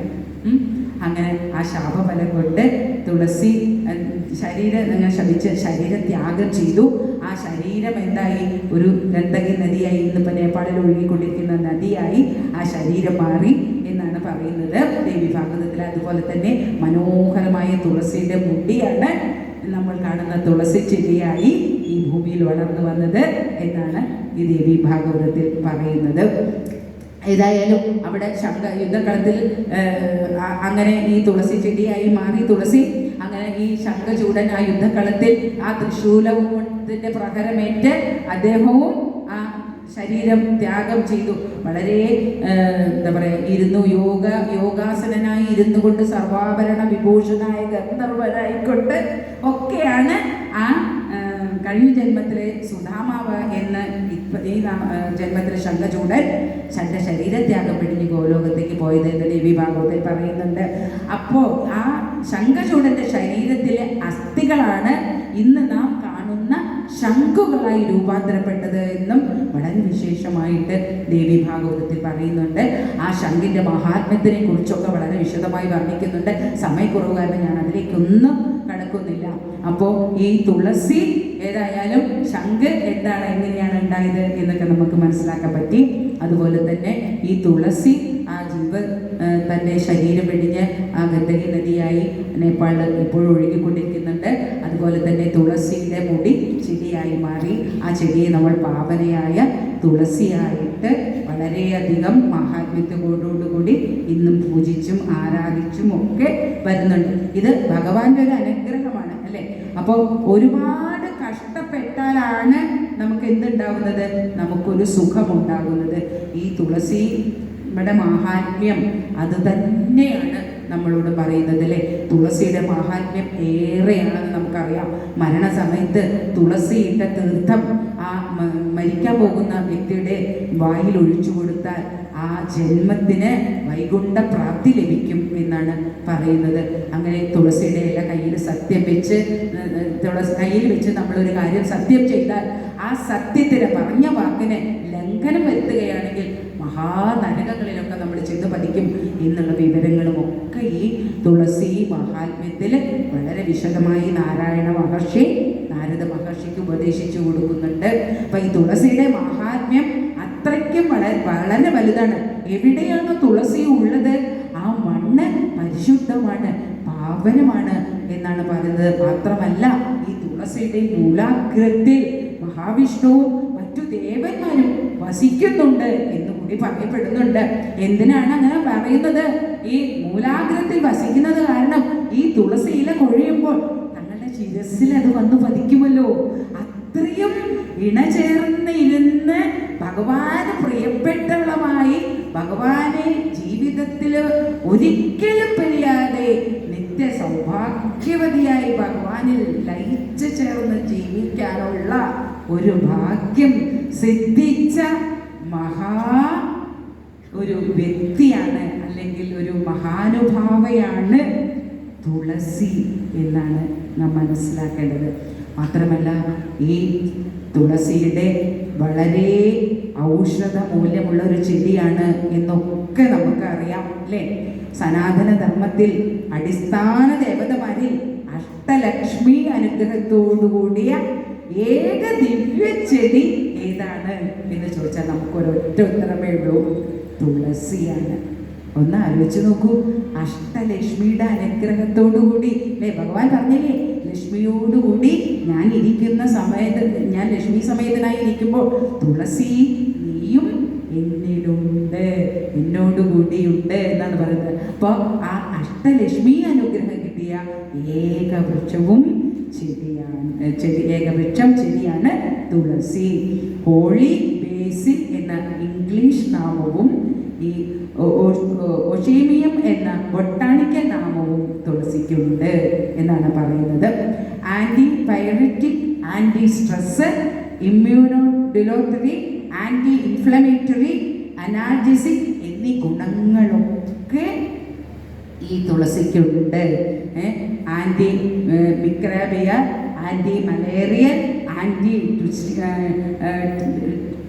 ടുഷീവിയ എന്നൊക്കെ ഈ തുളസിക്ക് ഉള്ള ഗുണങ്ങളാണ്. അങ്ങനെ ഒരുപാട് മഹാത്മ്യങ്ങളുള്ള ഒരു ചെടിയായി ഇന്നും ഭൂലോകത്തും ഭൂലോകത്തും അല്ലെ എവിടേക്കാ വളരുന്നത് അതൊക്കെ വിശദമായി ദേവി ഭാഗവതത്തിൽ പറയുന്നുണ്ട്. സമയക്കുറവ് കാരണം ഞാൻ ആ വിശദാംശത്തിലേക്ക് നടക്കുന്നില്ലെന്ന് മാത്രം. അല്ലേ, വൃന്ദാവനത്തിലുണ്ട്, ഗോലോകത്തുണ്ട്, അങ്ങനെ പല സ്ഥലത്തും ഈ തുളസി ഇങ്ങനെ പടർന്ന് പന്തലിച്ച് നിത്യ യൗവനയുക്തയായി മഹാവിഷ്ണുവിനോട് ചേർന്നിരിക്കുകയാണ്. അപ്പോൾ ഇതൊക്കെ സംഭവിക്കുന്നത് എന്തുകൊണ്ടാണ്? ആ ഭഗവാനിൽ തുളസിക്കുള്ള ഭക്തി കൊണ്ടാണ് ഇങ്ങനെയൊക്കെ സംഭവിച്ചത് അല്ലേ. വിശ്വാസമില്ലാതെ പല പരീക്ഷണങ്ങളും നേരിട്ടപ്പോഴും ഭഗവാനിൽ വിശ്വാസമില്ലാതെ ഇതൊന്നും സംഭവിക്കാൻ പോകുന്നില്ല എന്നുള്ളൊരു തീരുമാനത്തിലാണ് തുളസി എത്തിയിരുന്നെങ്കിലോ ഇങ്ങനെ ഉണ്ടാകുമായിരുന്നോ? ഇല്ല. അപ്പോൾ വിശ്വാസം, ആ ഭക്തി നമുക്കുണ്ടെങ്കിൽ അതിൻ്റെ ഫലം ഇന്നല്ലെങ്കിൽ നാളെ നമുക്ക് കൈവന്ന് ചേരും എന്നുകൂടി ഈ തുളസി മഹാത്മ്യ വിവരണത്തിലൂടെ നമ്മൾ ധരിക്കേണ്ടതുണ്ട്, നമ്മൾ മനസ്സിലാക്കേണ്ടതുണ്ട് അല്ലെ. ഇപ്പൊ ഭഗവാനെ നിത്യവും സ്മരിക്കുക എന്നുള്ളതാണ് തന്നെയാണ് നമ്മൾ അല്ലെ. സങ്കടമോചകനാണ്, സങ്കട നിവാരകനാണ് മഹാവിഷ്ണു. ഭഗവാന്മാരെല്ലാവരും തന്നെ അല്ലെ 33 കോടി ദൈവങ്ങളിലുള്ളവരിൽ ദേവാദിദേവനായ അല്ലെ ആ സുദർശന ചക്രം കയ്യിലേന്തിയ ആ മഹാവിഷ്ണുവിനെ, ചതുർഭുജനായ മഹാവിഷ്ണുവിനെ നമുക്കും നിത്യവും പാടി സ്തുതിക്കാം, പ്രാർത്ഥിക്കാം. നാരായണ മന്ത്രം ചൊല്ലൂ, നാമത്തിൻ പുണ്യം നേടൂ. നാരായണ നാമം നിത്യം നാവിന് അമൃതം സുഹൃതം. നാരായണ മന്ത്രം ചൊല്ലൂ, നാമത്തിൻ പുണ്യം നേടൂ. നാരായണ നാമം നിത്യം നാവിന് അമൃതം സുഹൃതം. ഞാനാകും അഹങ്കാരത്തിൽ മായാവിയിലുഴലും നമ്മെ കരകയറ്റാനൊരു മന്ത്രം മാത്രം. നാരായണ നാമം നിത്യം നാരായണ മന്ത്രം ചൊല്ലൂ, നാമത്തിൻ പുണ്യം നേടൂ. നാരായണ നാമം നിത്യം നാവിന് അമൃതം സുഹൃതം. വേദത്തിൻ മൂലം നീയേ, ഭാഗവത തത്വം നീയേ, ഗീതയ്ക്കുൾ പൊരുളും നീയേ, ആത്മാവും ഗുരുവും നീയേ. വേദത്തിൻ മൂലം നീയേ, ഭാഗവത തത്വം നീയേ, ഗീതയ്ക്കുൾ പൊരുളും നീയേ, ആത്മാവും ഗുരുവും നീയേ. നാരായണ മന്ത്രം ചൊല്ലൂ, നാമത്തിൻ പുണ്യം നേടൂ. നാരായണ നാമം നിത്യം നാവിന് അമൃതം സുഹൃതം. നാരായണ നാരായണ നാരായണ നാരായണ നാരായണ നാരായണ നാരായണ നാരായണ നാരായണ നാരായണ നാരായണ നാരായണ നാരായണ.